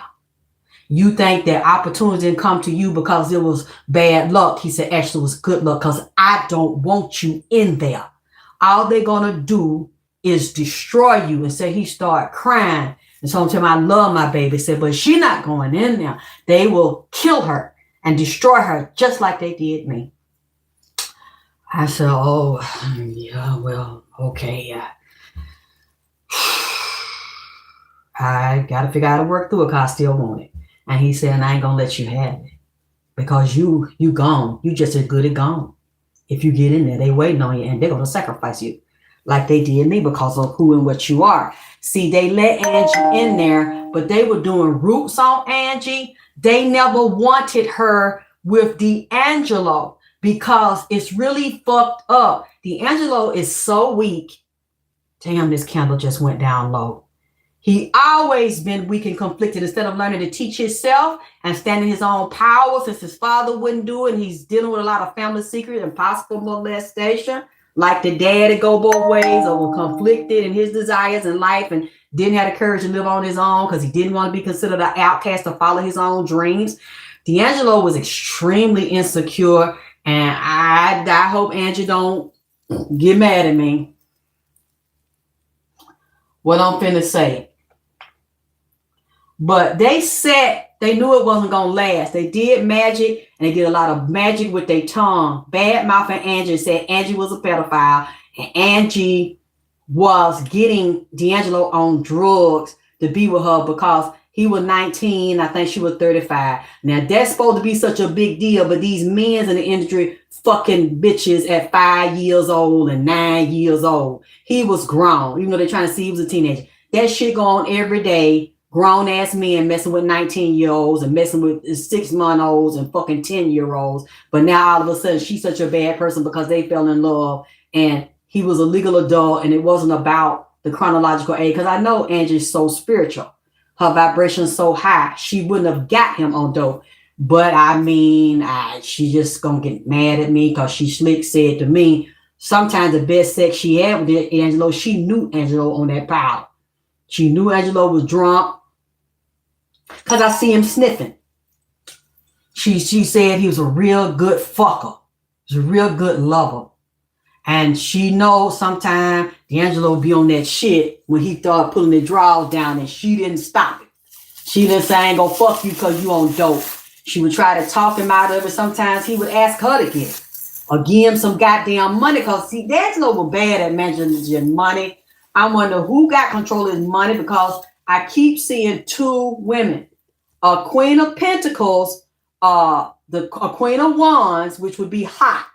Sag, Aries, what's the other fire sign? It's a fire sign. Then it's the Queen of Pentacles. They showed a lover, they showed a 4 of Wands. So if he was not legally married to somebody, it was somebody like a wife. It was 2 women and children. He got children by other people. I said that yesterday. Not by Angie, but somebody else was holding on to him. One of them was getting high with it. Even up to the death, D'Angelo was still secretly had a drug problem. Might have slick alcohol because he felt like he knew he sold his soul to the demon. They got him trapped through vices, through his weaknesses, through his self-hatred, his conflict with the fine-ass D'Angelo and then the fat-ass D'Angelo. Just like his son and fucking Angie Stone. Clearly they like to eat bullshit and really don't want to exercise, have discipline. He was caught. Everybody was in love with the how does it feel and brown sugar and the fine-ass D'Angelo. He didn't like to exercise and clearly watch his diet. And then D'Angelo was on that stuff too goddamn it much. I told y'all that when Angie Stone died. But see, a lot of people like to freak with D'Angelo because he had a softness, a safeness, an energy about him that was soothing and healing. But they would drain off of him because he didn't protect his energy. He didn't protect himself. And he was zoned out instead of going to get some help, like mental help, as well as dealing with himself. He had a lot of self-hate and conflict about being a beautiful black man, a beautiful body, and having people want him sexually. So he set up there, wouldn't go to goddamn work. He's supposed to be up in the studio. He starts sabotaging in their high, in their drunk, driving high, driving drunk, looking to get his dick sucked, looking to fuck a prostitute. Now, I don't mean no harm. Now, I know it's going to be some shit said now. I'm seeing some trannies in here. And what I'm saying they got D'Angelo high and drunk. So he don't know the difference between a woman and a man going down on it. And it looked like a woman. They recorded Clive and some of them dirty niggas around him. They got him jammed so they can blackmail him and take his money to keep him quiet. And he was like, fuck it. He was already lazy and conflicted anyway. And they gave him a constant supply of that shit. Then when I told y'all yesterday, I seen the hip bone. Something was wrong with his hip.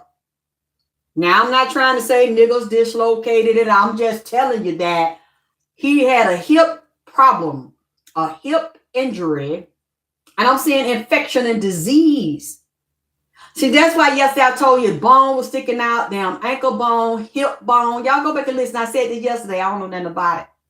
But I seen a little something today about something wrong with his hip. I said, damn, I said that yesterday. It was down in the bone. That's one reason why. But it started with the low self-esteem, the addiction from childhood. And the teenager with it some kind of way, this is hooked to the daddy. I'm going to stand by what I said until y'all prove me wrong. The daddy was a fucking mess. And Slick had a motherfucking addict. And got some children by somebody else. Because I see he got a brother and a sister. Like I said, I don't know which one it was. But he felt lonely and alone. And no men taught him how to be men. And the mother was kind of detached because the daddy was an extreme narcissist. So I'm seeing his hip hanging out yesterday. I said, your damn bone showing, damn leg bone and shit showing. And you got the nerve to hop in him, drawed up. But his eye was bigger than his body. He was just bucking them at me real bad, growling, cussing me and growling. And then he said, bitch. I ain't never had nobody call me no bitch like that. Go high and low. But you know, he's a musician, so I guess the nigga putting a rhythm, writing a song with this shit. And I said, what did you call me? And I looked around. That's what me and him. I said it again. Said it goddamn again. Because I will beat you. I ain't never tried to beat nobody dead, but I'll whoop your dead ass up in here. Now, you physically gone, but you still alive in the goddamn spirit. And I said, it's about 3 or 5 of y'all personalities that you damn got. You so split and so demonically possessed. Some of y'all look like you. It literally looked like cutouts, like ghosts of him. But they were demonic. They were all possessed by demons. Like in a card game. He come up as the spades. It was the red. It's a regular playing deck of cards. I got to look back at them because they laid out showing me symbols, readings. Instead of tarot cards, they are like the old school, real talented motherfuckers will read a playing deck. So I know there's somebody old like Clyde. In that it ain't gone, this motherfucker being held together. I know he about 100 years old. This motherfucker still breathing. Which tells me that he's heavily demonic. He's one of the demonic gods. Or they're resting inside of him. Like Jay-Z and them or something. Under the same reign. And it'll be determined when they leave. Because D'Angelo had a contract. And he was so easy to tear apart and to manipulate you because he was so weak. And he chose not to stand in his power because he could have become a god. I just heard the lizard god, the reptile god. Now remember we're in the year of the snake when he passed with Angie. So they set Angie Stone up to make her think. And she knew that this was wrong. She knew this wasn't going to work. Because a man, as I told y'all before, supposed to raise up into his godhood when he sees the mirroring effect of a female god. Now, she is one of the exceptions to the rule. When I told y'all don't let no woman run no house when a man is not there or co-run a house, Angie was the type that I would say let run your house. Because she's so solid. Like an earth sign. But then that's how Sag is though. Real strong and a bear down in their hoofs, like a Taurus or a Capricorn or something like that will bear down. Them Sagittarius will fight for you, ride for you, even sacrifice their life for you. And that's what I had to stop doing. That's how Angie is. She'll hold her nigga down. Nigga ain't there. This bitch will sit there and go in there with his arsenal at shotgun and shit. and put the barbed wire around the goddamn property. Motherfucker will fight you like a nigga. About her nigga, her family, her home. Them Sagittarius, I ain't saying all of them, because I done met some weak ones. And I used to be like that. I was taught to be like that. I ain't know my power like I do now. Them Sagittarius, you can leave a woman like that that's in love with a nigga and got a mental, emotional pussy and dick connection with a nigga. You not finna do nothing to him. And you not finna tell that how she'll kill you about it, or she willing to die for it. So she would have been that. However, he was never going to be that for her because he was never that for himself. He weak. He was always weak. She trying to shield him. She trying to wake him up. She trying to get him off dope, but he done already signed the demonic contract. She tried to save D'Angelo, but he didn't try to save her. She tried to speak life into him and educate him. They started bad mouthing her. They were doing black magic on her. They was telling him lies about her. They putting him down about her beauty and her looks, or by their standard of lack of beauty. But that man know what that lady looked like when she started fucking him, because he liked her energy. You know, everything ain't always about her physical look, her energy, her love, her compassion. She was like a mother to him, a homie, love, a friend. She watched him. She told me. Now I know she's probably gonna get mad at me. She watched D'Angelo because D'Angelo had a habit. She would watch. She knew D'Angelo was getting high and just drinking like water. But she wouldn't turn it back on him. She wouldn't get out in public. She still didn't really tell. You know, last year and early this year, she still didn't really tell. Because that's, you know, Sagittarius can be too loyal to a fault sometimes. Somebody don't deserve it. He cussed her, disrespect her, fuck around on her, got somebody else pregnant. He betrayed her and she still wouldn't do it back. She still loved him, but she wasn't going, you know, just air him out like that. And it's clear now, I think, that she knows something wrong with D'Angelo because of the sexual promiscuity. Really, it was the drugs that opened it up, but Clive and them put a demon on his head, because I see it with horns on it. Sir Nunos is one of the demons. That's over one of the solstices, might be the spring, summer solstices. They bring life, and then in the wintertime, they bring death. He was just real gullible and vulnerable and weak. I can tell the way he handled Angie. I could tell the way that he handled his son. Like the son was struggling for bits and pieces of his father. And then public acknowledgement. And he was supposed to do a concert with his father and his mother. The father didn't do it. So he's crying about that. He's saying he's a weak bitch. He's sitting here saying he ain't cussing me no more. He been over crying all night and been telling me this stuff. And I said, oh, D'Angelo,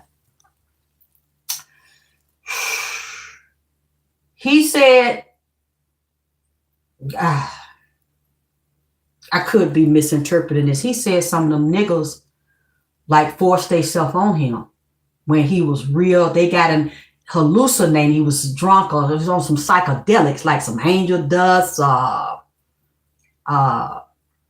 maybe some of that pink cocaine, but it might not have been called that because they got the coke mixed with the hallucinogens. He said, I think they did it, but it was some men's and women's. He said, but I was dreaming, or like I was hallucinating. I seen people, but the people moving around looked like shadows, or they looked fuzzy. So they saw Clive, or seen another white man in there. So it was like a puffy party where they lure men's in there, get them drunk, have a man dressed like a woman, or a chick with a dick that look like a beautiful woman, and you don't know what happened to you. You don't remember. When you wake up, he said, I think they set me up for that. And he said they were blackmailing him. And he was too weak. Well, they had hitmen. They had security. He said everybody had hitmen and security around them. The same security that you laugh and talk with, or might fuck bitches or boys with you. You get out of line, or you decide you want to go against the grain. He was weak, but he wasn't crazy. So they'll send that same security and be close to you or them bitches to put a hit and kill your motherfucking ass or inject you. He said he was injected. It's tied to them drugs as well. Them drugs he was sniffing. He said that they put that stuff on him. He said it was such a nasty, vicious, extreme virus, and it's a cocktail. It's a drug mixed with more than one virus, and they saying it's a cancer. They said this was such an aggressive form of virus, 2 viruses on it, that the doctors, either they told him, because I told you pancreatic cancer is very vicious. A lot of people don't survive it. I think Joe Jackson also might have had a touch of pancreatic cancer, but I know that just wasn't it. It was moving around through his body, and I seen it in his prostate and his intestine. I also seen it in the ANGELO around his butt. Like his bowels was fucked up, and he had a problem holding them or control. It's something they're not telling because it was too secret, and he was ashamed and embarrassed of what he had done with the drug use and his vices and his weakness that led to him driving drunk, wrecks and shit. I think it's wrecks and shit. Accident that we don't know about, DUI. They catching him, police catching him. See, he's so out his goddamn mind. He don't even know what the fuck he doing. He don't know that. And I see some demons. There's other people in there, but they eased out. So the police ain't including him. They encouraging him to do this here. And it's demons on him. When he looked in the mirror, that's what he would see. He could barely really look in the mirror. He couldn't really talk about this, but Clive and all them that knew it, they gave him the deal. He had about 5 to 10 demons. He had a whole group of them full of devices. And they tell him to get in there and drive. And then he come to, he don't remember. Some of that stuff he don't remember. They're like, you don't know that such and such was in the car getting you head when, they do little sneaky funny shit like that. You know who it, for some reason, it reminds me of Eminem. Hi, my name is Slim Shady. Like Eminem, that that he was fucked up in the head and throwed off. You see one of him with Dre up there committing murder in one of the videos, and there's 2 of him. And he said, well, what you gonna do? I got to hide the body. This is, I don't know why he bringing up Eminem and Slim Shady. But he showed you basically that's his alter ego, and one of them is extremely violent and demonic. They get in the ANGELO. He don't remember because it's a certain drug where it's laced with this chemical and this other thing that deal with a psychedelic, and you hear voices. You are immediately connected to the demon. Every artist have a head demon on them, male or female or twins or both of them, go both ways and shit. They had the ANGELO so out of his head. He walking around, don't know his name, or he might say his name, but that's not really connected with his 3D mind. He don't know where he at. He don't know what he do. He's not cussing me right now. He's sitting there crying. He not disagreeing with what I said. Angie know about it because she's seen it, but she tried to love on him. She thought that trying to teach him and bring light, but it wasn't enough because Angie never was going to be with him. They did magic. They used Angie as an anchor into the realm. They couldn't immediately just murder her, even though they was blackballing her, removing opportunity. They still wouldn't kill her 10, 15 years ago, 20 years ago. They wouldn't remove her out of the industry because they fed off of her heavy anointing and her strength, but gradually started to wear her down and take opportunities from her or get her to write and try to siphon off her energy. But energy so strong, she built it back. But see, too many people inside her family using her and abusing her, and people outside the energy siphoning on her. Then she got a shot. Start putting diseases on Angie. This is the thing I'm keep seeing spies in her house, and her daughter is one of them, and some of her so-called management team. I saw this lady was so jealous of Angie that was in that van, that Mercedes van, and wanted to get recognition and power over Angie so bad, smiling in Angie's face. She was willing to gain millions and wealth at all costs, then come out crying since she was in there and saw Angie dying. And I'm a nurse. This is a nurse that was in that damn truck with her Don't come out and cry and do interviews and make money off that, but it didn't go that way. She was willing to kill Angie. They had an agreement. She was in Angie's house with family members and a gay man on the low, and that drive messing with that driver. Some of them people were screwing each other in that van. She said she was going to kill Angie to get the recognition and power and take her money. Angie know now. She told me it was a nurse and a twin or sister. If y'all can refresh my memory, please, and put it in there when I finish this here. Was it a nurse? It was one nurse or two nurses, but one main one took the oath to kill Angie, to help make sure she do not survive. And if she's resuscitated, she don't stay that long, and shot her. She shot her with a needle, then they ran over. I mean, she was already dead, goddammit, because she keeps saying it's a nurse. It's two of them, but one of them was more determined. Had they had agreed to kill her now they either twin sisters, goddammit, or they sisters. They biological sister, and Angie keep telling me right now, the nurse, it was the nurse. The nurse killed me in there. They did it in the van and ran over a motherfucker ass. Now, you see what I'm saying? Hey, Kenya. Hey, Candy. Hey, baby. I don't know, but she know now.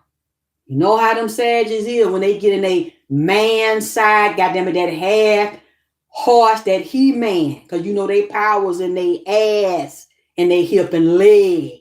And when they get aggressive like that, they get kind of a mannish like, but they very ones when they get in their power like that, very intellectual, and they investigators.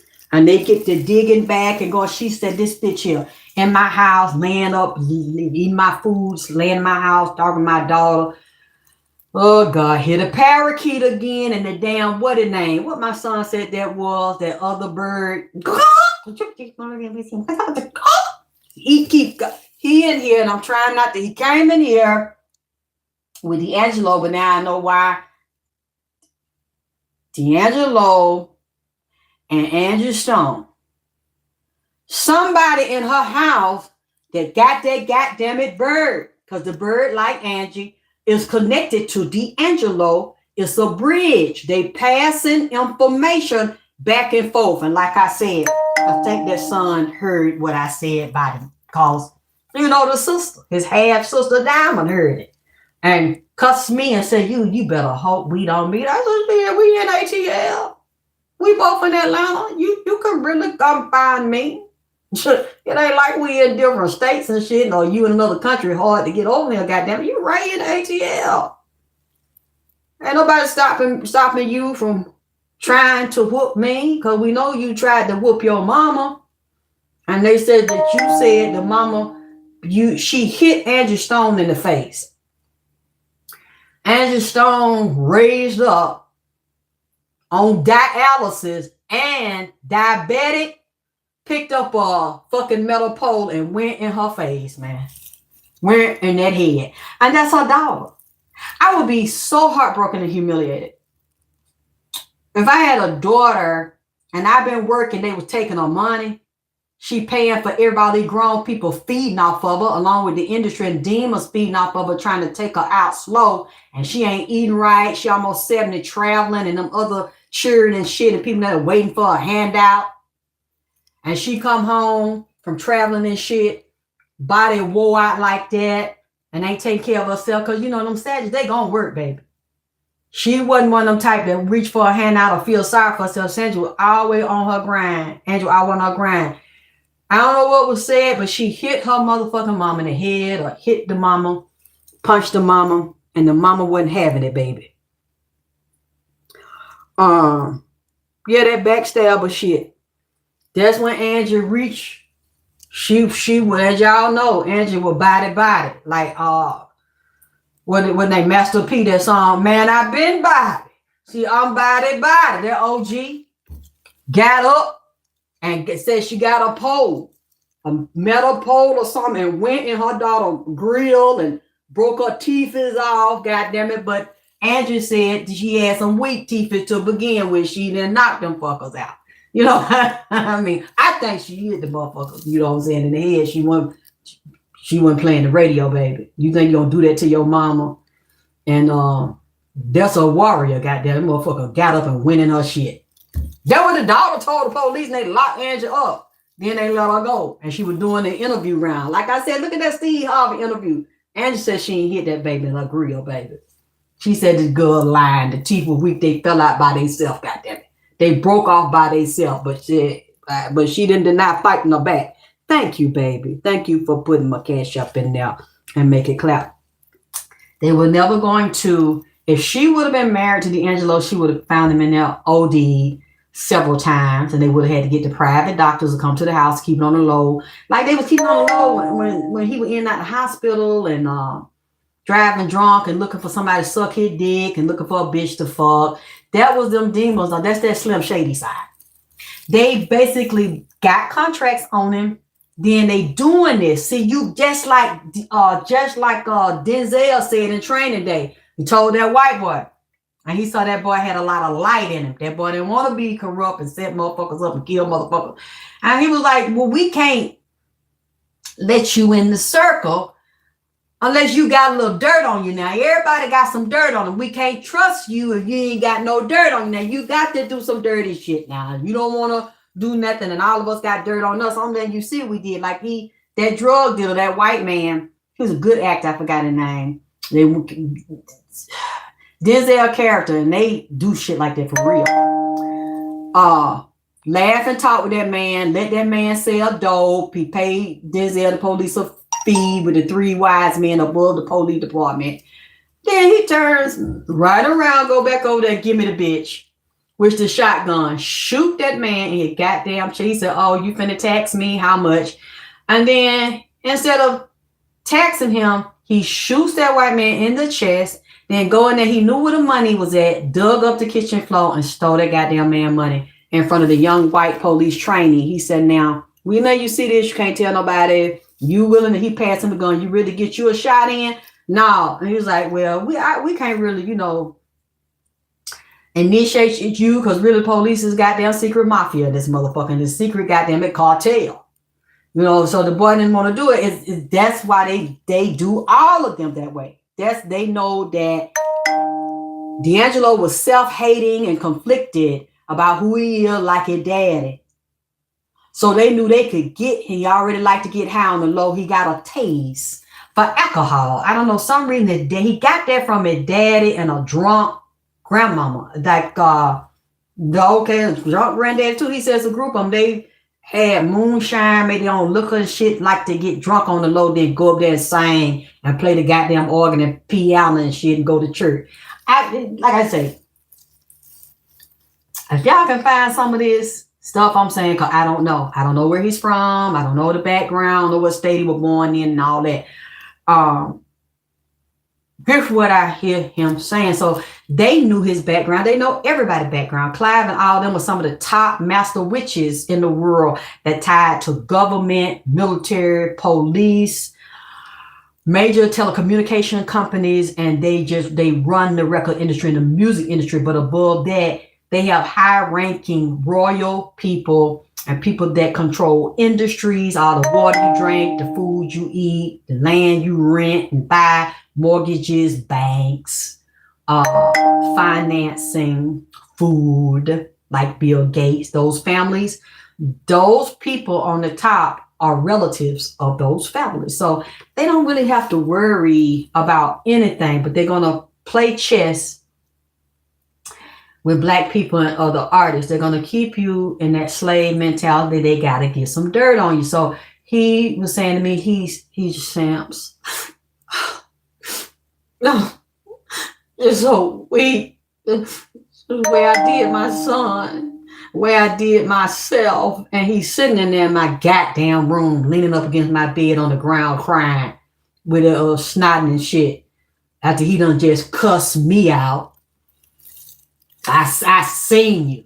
I heard what you said about me and my son. And see, I see now that's a little tender for him, because he be big and juicy and fat like his damn son, like Angie, see what I'm saying? And then he got fat and juicy.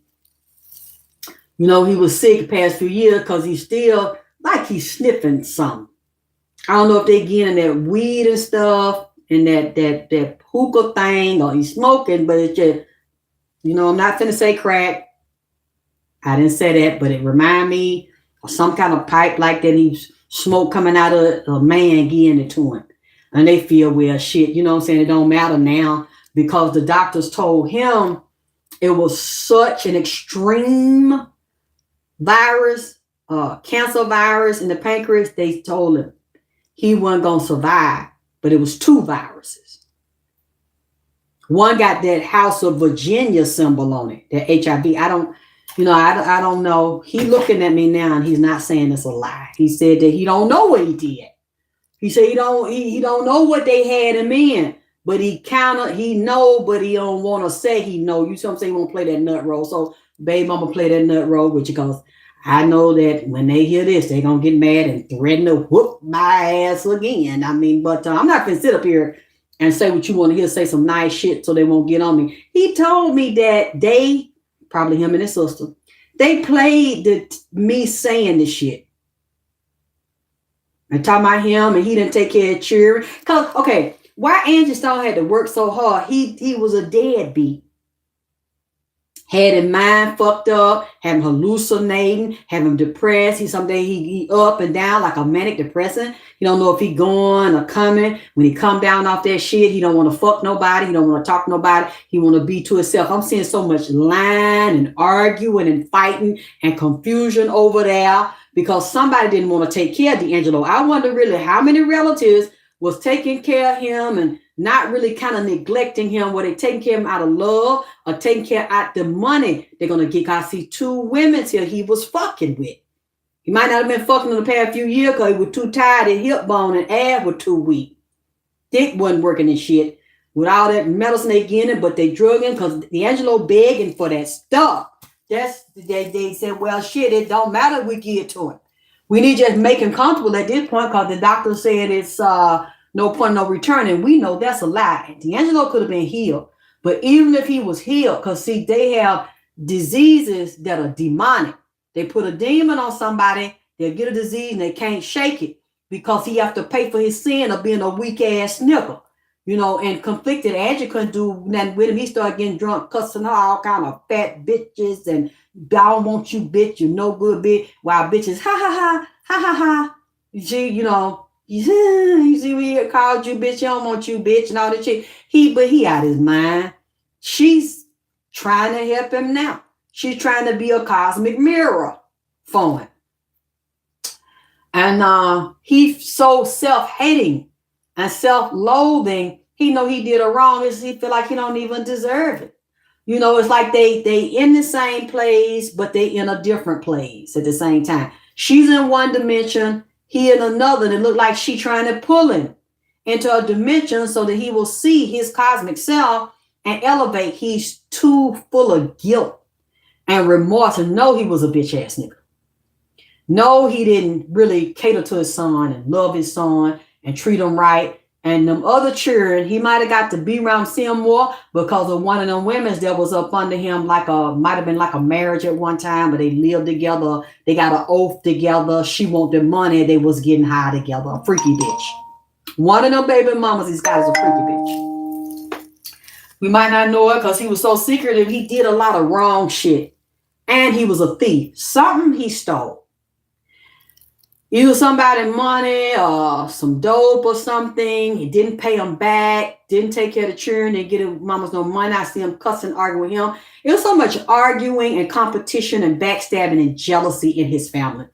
Whoever was taking care of him the past few months was always arguments and disagreements about it because he got to the point he couldn't get up and use the bathroom. Behind messed up. Intestine messed up. He couldn't walk. Hip fucked up like I could see the hip bone yesterday. And I said, you got some nerve. You didn't even have to come over here. Now, I don't know what state he was in, dying. Like I said, they all know how to fucking get over. He's standing up there on that one damn good leg and that one damn good hip. And I said, I can see your bone through your damn blue jean. Your bone is through your damn clothes. And damn, your ankle fucked up like it's drawed up. The bone out in the kneecap fucked up. And you gonna cuss me looking like you looking with your eyes bucking gritting his teeth. He was so mad at me, boy. He was gritting his teeth and slub coming all off them. One of them brown on the tip and crack. And I'm like, you did the back when something wrong with them. You have a nerve to come over here like I can't see that shit. With your eyes popped and bugged. I said, yeah, though, you is still on that shit.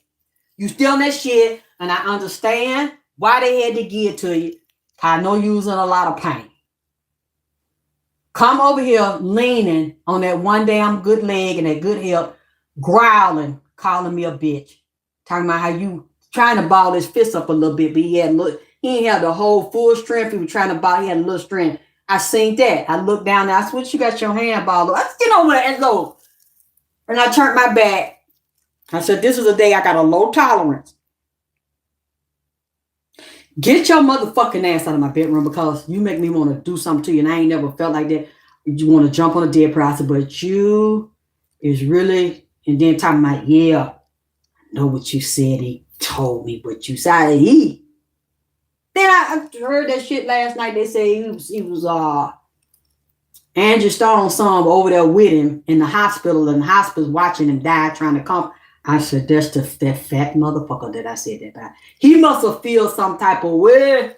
Then the girl went and told, listen to it though. Listen to it. Took the phone over there. Took the phone to the hospital because they say he only been in the hospital 2 weeks. Listen to the bitch. What this bitch said. I don't know if he called him daddy or poppy or something. He might call him more than one name. Turned it up loud. Put this the bitch. This what she looked like. Listen to what this motherfucker said about me and about you and that. So he been holding it now.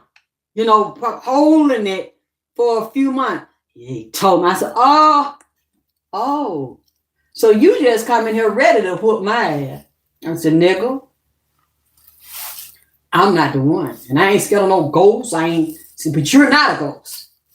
I'm not scared of no spirits. Please, I don't think it's safe. I said, don't make me get up, astral project, and whoop your ass. Don't make me stand right here, get out of my physical body, come to my door where you standing and beat your butt. Then that's when, and don't say nothing. Don't say. Just start putting both her hands. You know how somebody take both of their hands and put your one hand in the middle and start gripping it real hard. Like, no, don't mess with her. You know, you might not know it, but nigga, that is her. That's her. I said, yeah, because you not him. Now, you were supposed to be him. But the way you got me feeling, because I'm a little agitated, I don't want to do that because I don't think it's safe for me to do that right now. But I would get, you really don't know me too well. I would get up out of this motherfucker, let the physical body fall to bed and beat your motherfucker ass. I suggest especially looking at you, look like you ain't in too damn good of a shape, nigga. You not him no more. I can tell you never was. You were supposed to be. But the way you up here acting want to do that to a woman, y'all over there like two women. Listen to my damn read. And then he breathing in the bed, breathing.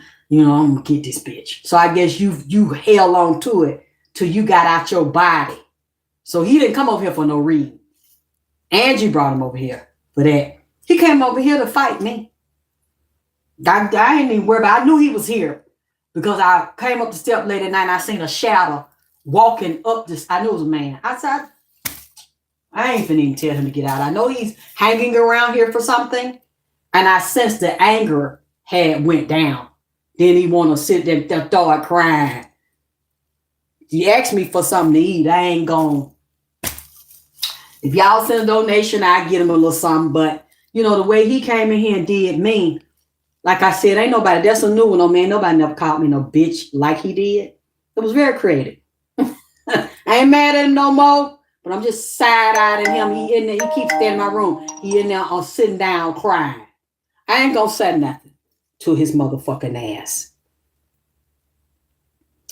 Yeah, spirits and terror. I mean, because see, they had told him what I said.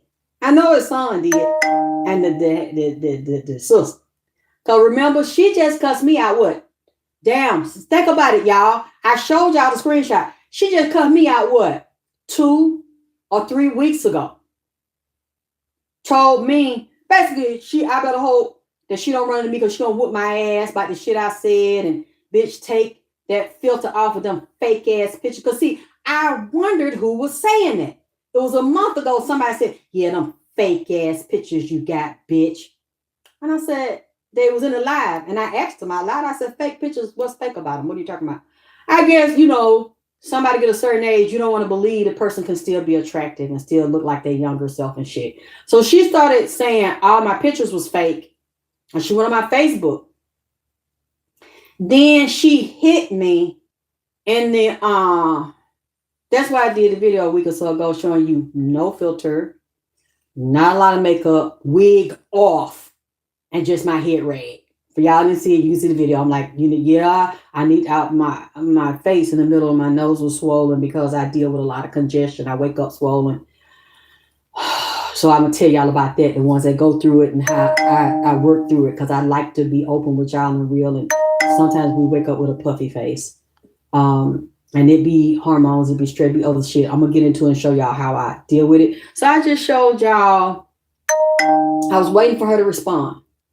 I showed y'all just me without nothing fancy on, since she said that I was so fucked up. That's why I had with a whole bunch of makeup and a whole a big old wig, and not knowing that I have nice hair, but I lost a lot of it when I got sick, and with the mold in here had a fungus in my head.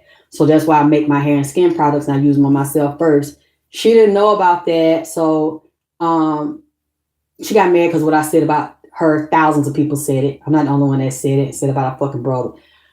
You take while you talking about me and how my brother look and how I look, and what I did. My mama. I bet you take that wig off, bitch, and take that filter off and all that makeup off, bitch. You look a goddamn mess, bitch. So that was about 4 weeks ago, she threatened me, and now we know. They knew D'Angelo was dying.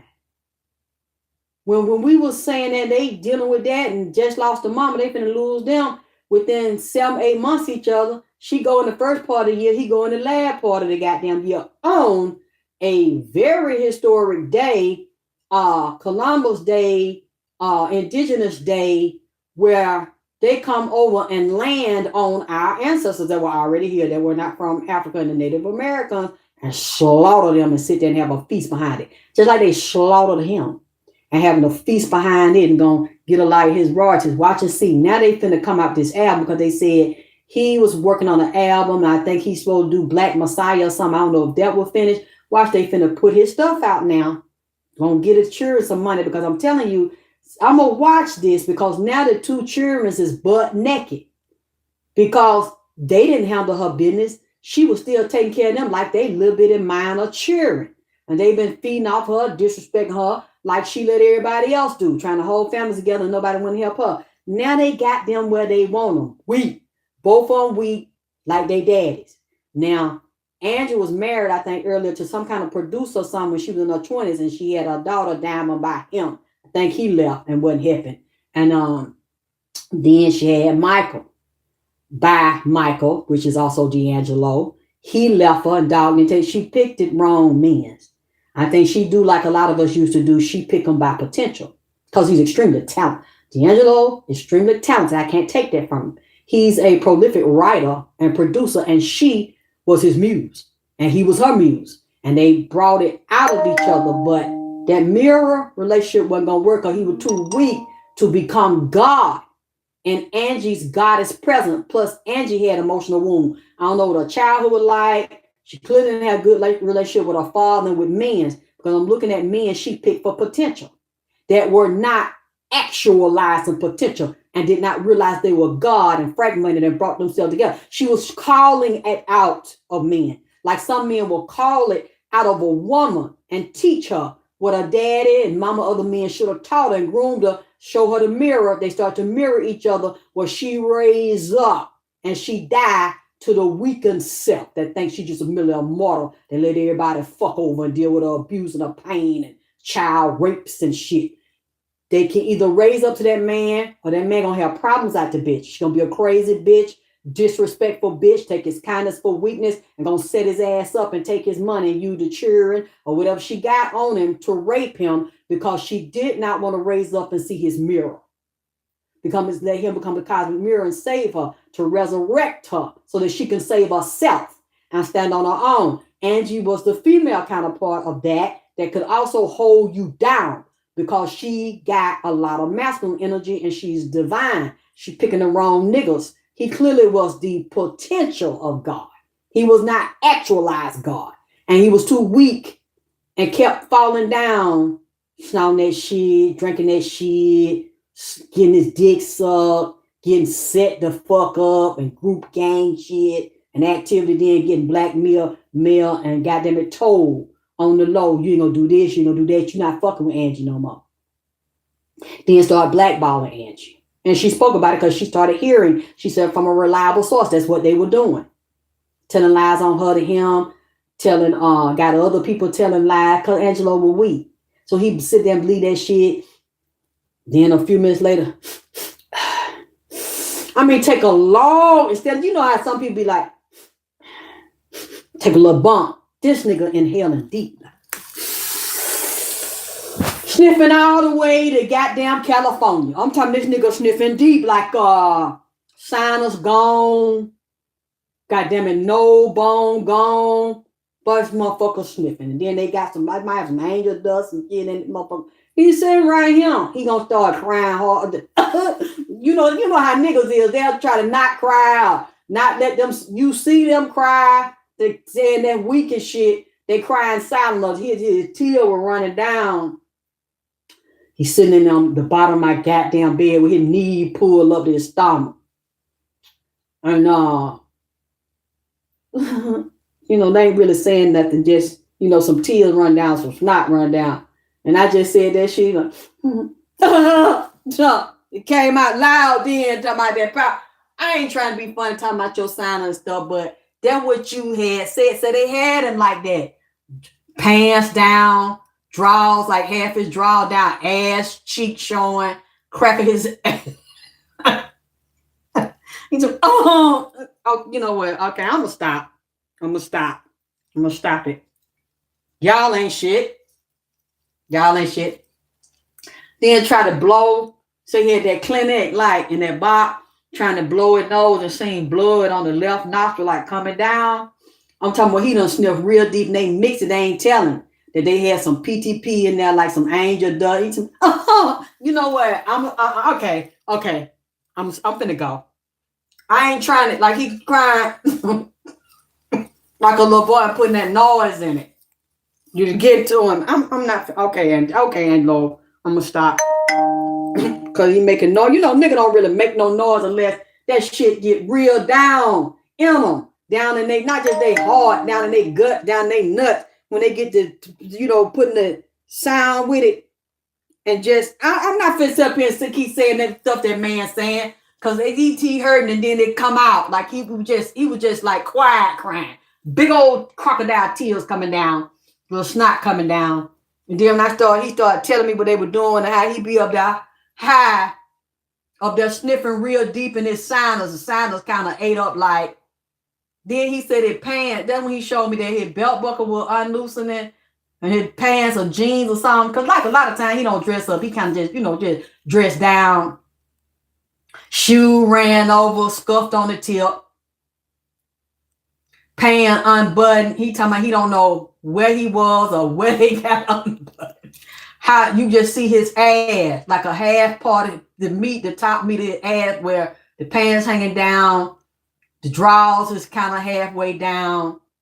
He talking about he don't know how they got down. He don't know who was there pulling on him on his mushroom tip, but said like it was several people, males and you know what? I'm done. I'm not trying to hurt that man. I'm not trying to hurt that man. I mean, and it's still some more because I ain't even gotten to what the fucking card said. If that man is up there making noises in there, sitting, he ain't mad at me no more. He just just bent over. I'm not finna do that to him. Y'all talking about don't leave that old nerd. That man said he don't remember. He started out one way, said like they was in a club or a bar or something. They pouring drink. He wants some beer, whatever you want. It's on me. He said it started off like that. Then look, how do you start out at the bar? People done brought you in there, record industry there. He keeps showing me Clyde's face. So Clyde must have undercover set that man up. Shot him up with some other niggas and shit. Acting like they his buddies hanging out, putting their hand around his shoulder and stuff. And in a way, D'Angelo was childlike. Because he didn't grow up properly. He mentally, emotionally, he wasn't a man. He was like a wounded little boy. He said, I'm trying to figure out how you get from sitting up there at the bar, okay?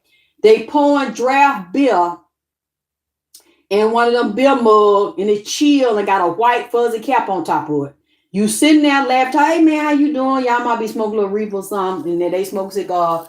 How do you get from that to standing there on the side with your ass out and your belt buckle loosening, with your drawers hanging down around the top or the middle part of your ass, where your ass cheek got like had a nice ass.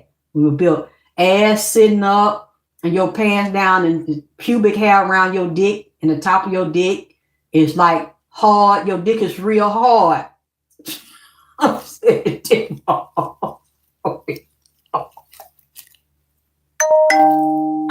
you don't know where you at. You just standing there staring at the ground, eye buck, ain't blanket, then staring at the wall with your draw down and your dick hard. And you don't know why it's hard, and ain't nobody standing around you like the wind hit that motherfucker hard as Chinese ripper ticket. You just staring at the sky.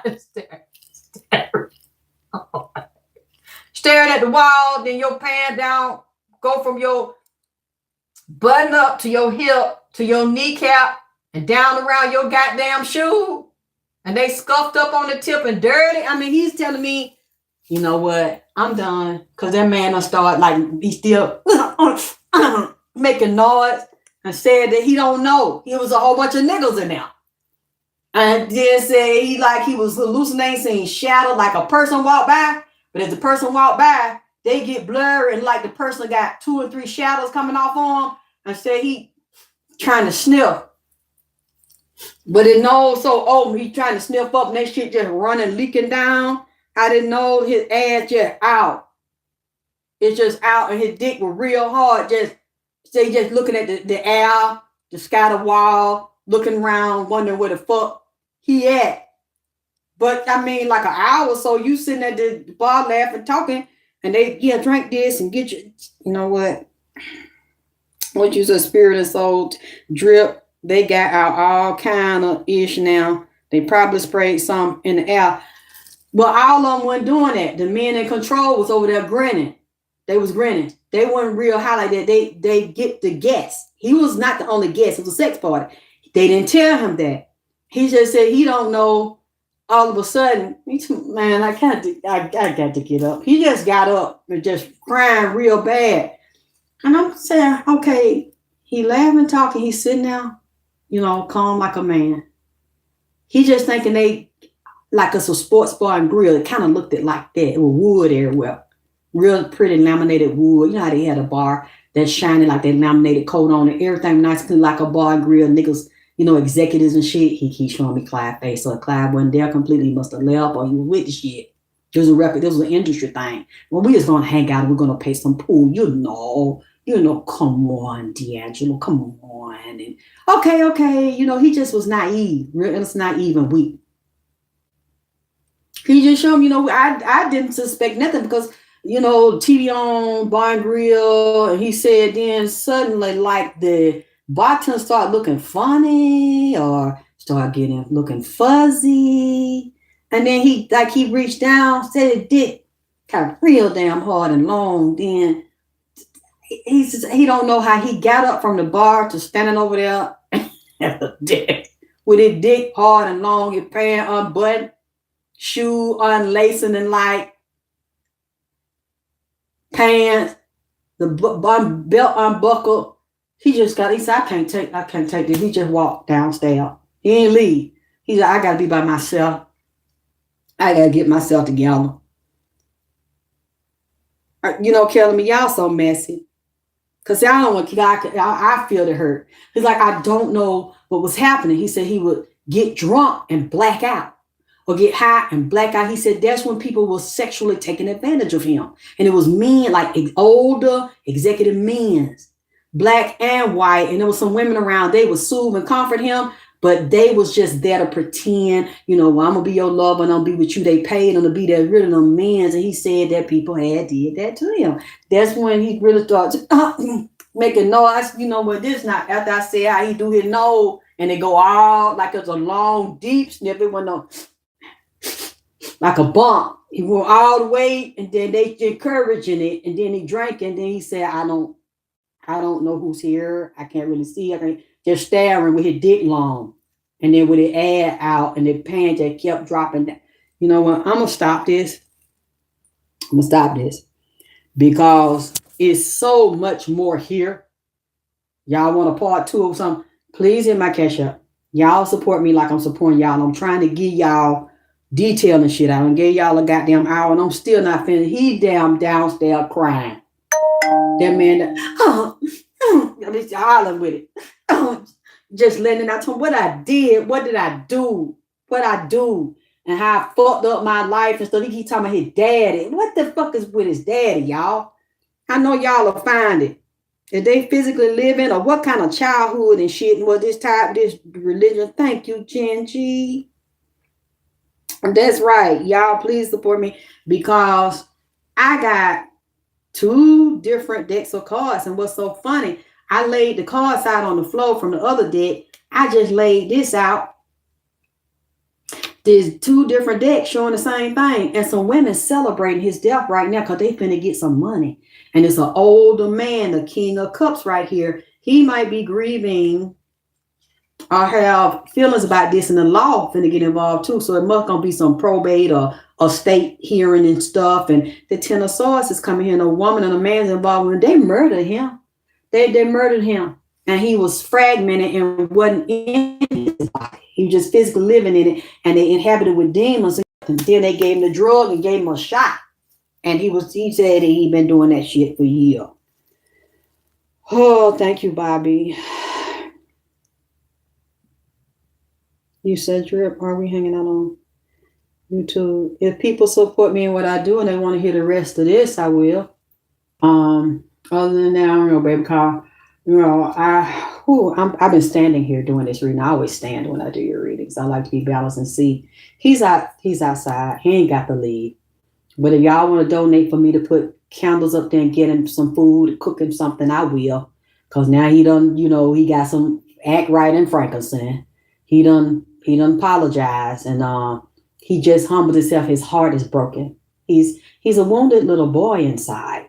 He didn't grow up. They didn't teach him right. And he just showed me a belt or something. I wonder his father or somebody abused him or whooped him. Or he's just a tender soul, a gentle child, but yet didn't realize he was also a giant. So talented. And he knows it. He downstairs. I hear him now. He down there crying. You know what? I'm not going to talk about that man no more. Thank you, Mickey Jean.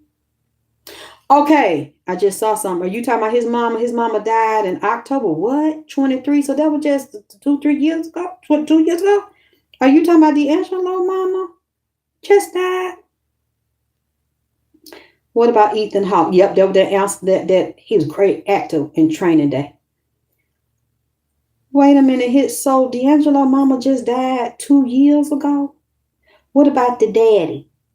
Do y'all know anything about the background of his mama and daddy? Okay, so the daddy was a preacher. I hope so both of them did. God damn. The mama just died. That's why she's standing there crying and in shock. She's not really talking. Now the daddy, he know me. He see me. He don't like me. He up there growling, gritting his teeth. He don't like what I said. But see, like I said, I don't know. I'm willing to apologize if y'all find that they were very close and we can see a picture of the daddy. For some reason, he remind me of R. Kelly, goddammit, granddaddy. Because they say R. Kelly granddaddy is his real damn daddy. And we're going with R. Kelly mama. Said that incest run through their family. They said that's why R. Kelly was slow. But R. Kelly was real handsome and real talented. Now the nigga is bad now. I can't take that from him. He bad. But they usually get the most talented, but also the weakest and the most abused and fragmented so they can inhabit them with demons and compromise. Because R. Kelly was a sex addict and on fucking drug. And him and Jay-Z was known to travel together. They got into a big fight a long time ago and they both met with a little girl. And then both of them was obsessed with messing with a little girl. And R. Kelly had that little girl as his lover, bought her from her parents, and she doing porn where she was shaped like a goddamn midget, but you knew it was a child. She about 12, 13 years old. I'm talking he's sticking dick off. He breaking dick off, dropping dick off, baby. Slutting that little baby out. And then when they get to a certain age, they become handlers and trainers and go out and recruit other little girls and be like madams or mothers over the house and shit. And do so they knew he was fragmented, had issues, but they usually get the cream of the crop as they artists that are very talented but very twisted and sick in the head and been abused and used and will compromise themselves. And R. Kelly's a high-ranking Mason. You have to take the oath. My father and Sam King them had to become Masons. Sam Cooke, excuse me. They were like brothers. And you have to do that. And they all did shit like that. What you said, Sparkle, yep, sure did. You say, yeah, that has to be. So, but because you those are the ones that are the best students and are the best inhabitants of the spirits. Because they want a little children inside. You said, thought about the Angelo, and a few hours later, I found out he had died. I think it's a beautiful gift. Yep, he was a tortured soul. He down there, he's really taking this hard. He downstairs by the altar. Now Nipson came in just trying to console him and shit. He crying like a baby. He really want to repent, but he know it's too late. And he know he really didn't take care of Angie and his son the way he was supposed to. He was a goddamn deadbeat, and I think he might have did that to them other women. So one of the women stayed close to him and got high with him to kind of keep a little control, to guarantee that, you know, she do a little better off. Got some children by two other women. Remember, I picked them children up yesterday. I said, he got some more children. I sent a girl and a boy. And somebody told me yesterday, yeah, he got two other children by two other women. Someone was around and all they wanted at this point was their money before he died, because they know he promised stuff to him. And I don't know if somebody had that man, took his hand and pencil, wrapped it around his finger, around that pencil, that pen. This was some kind of contract this bitch went in that room and did. They say he wasn't married, so maybe it was, some of you was like married to somebody. Some kind of agreement with somebody. A female. There's two females here. They keep coming up. Came up last night, came up today. And one of them's a fire sign, one is a Queen of Pentacles, one all about trying to get that money. This was a bad situation in the inside. This wasn't no loving family thing. They wanted to go and get rid of him and get whatever money they can get. So I don't know what songs he owned all the rights to, producer right, writers' rights, as well as with insurance policy, because somebody got a big one on them. The record label still got it, and somebody else in that family is on the low. All they want is to clean this up, throw his ass in the ground or a box or urn or something. And I don't know if they're going to have a funeral. I think they should, because a lot of fans miss him because he wouldn't do his work. He wasn't showing up. He sabotaged himself. One of them demons on, and he coming out high, or he too high to goddamn get up in the day of the motherfucking night, then fuck off when he in there and shit. They got tired of, because he was self-sabotaging.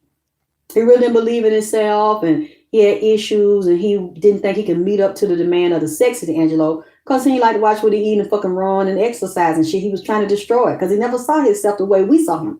Beautiful. You know, totally conflicted. So he tried to destroy that image. He did a good job of it. And then got to the point nobody want to see his fat ass no more.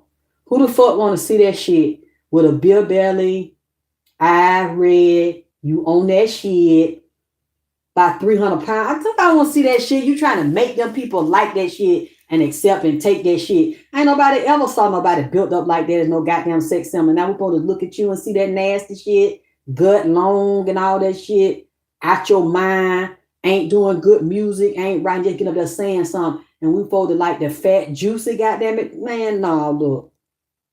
Okay. He started making them, you know what? I'm done. I'm done fucking with that man. I'm not trying to fuck. What you talking about, ODB? Yeah, I like ODB though. I don't know what his baby mama. Y'all remember that time? It was his baby mama or something he had got mad at. They were talking on the phone. And he told her he'll come up there to work and beat her ass. And he actually drove up there trying to climb in the fence or open the fence and beat that ass. Then get up there on that powder. Yah, yaka, yaka, yah. And the shit sounded good too. He had to beat up on it and start just gibberish and shit. How?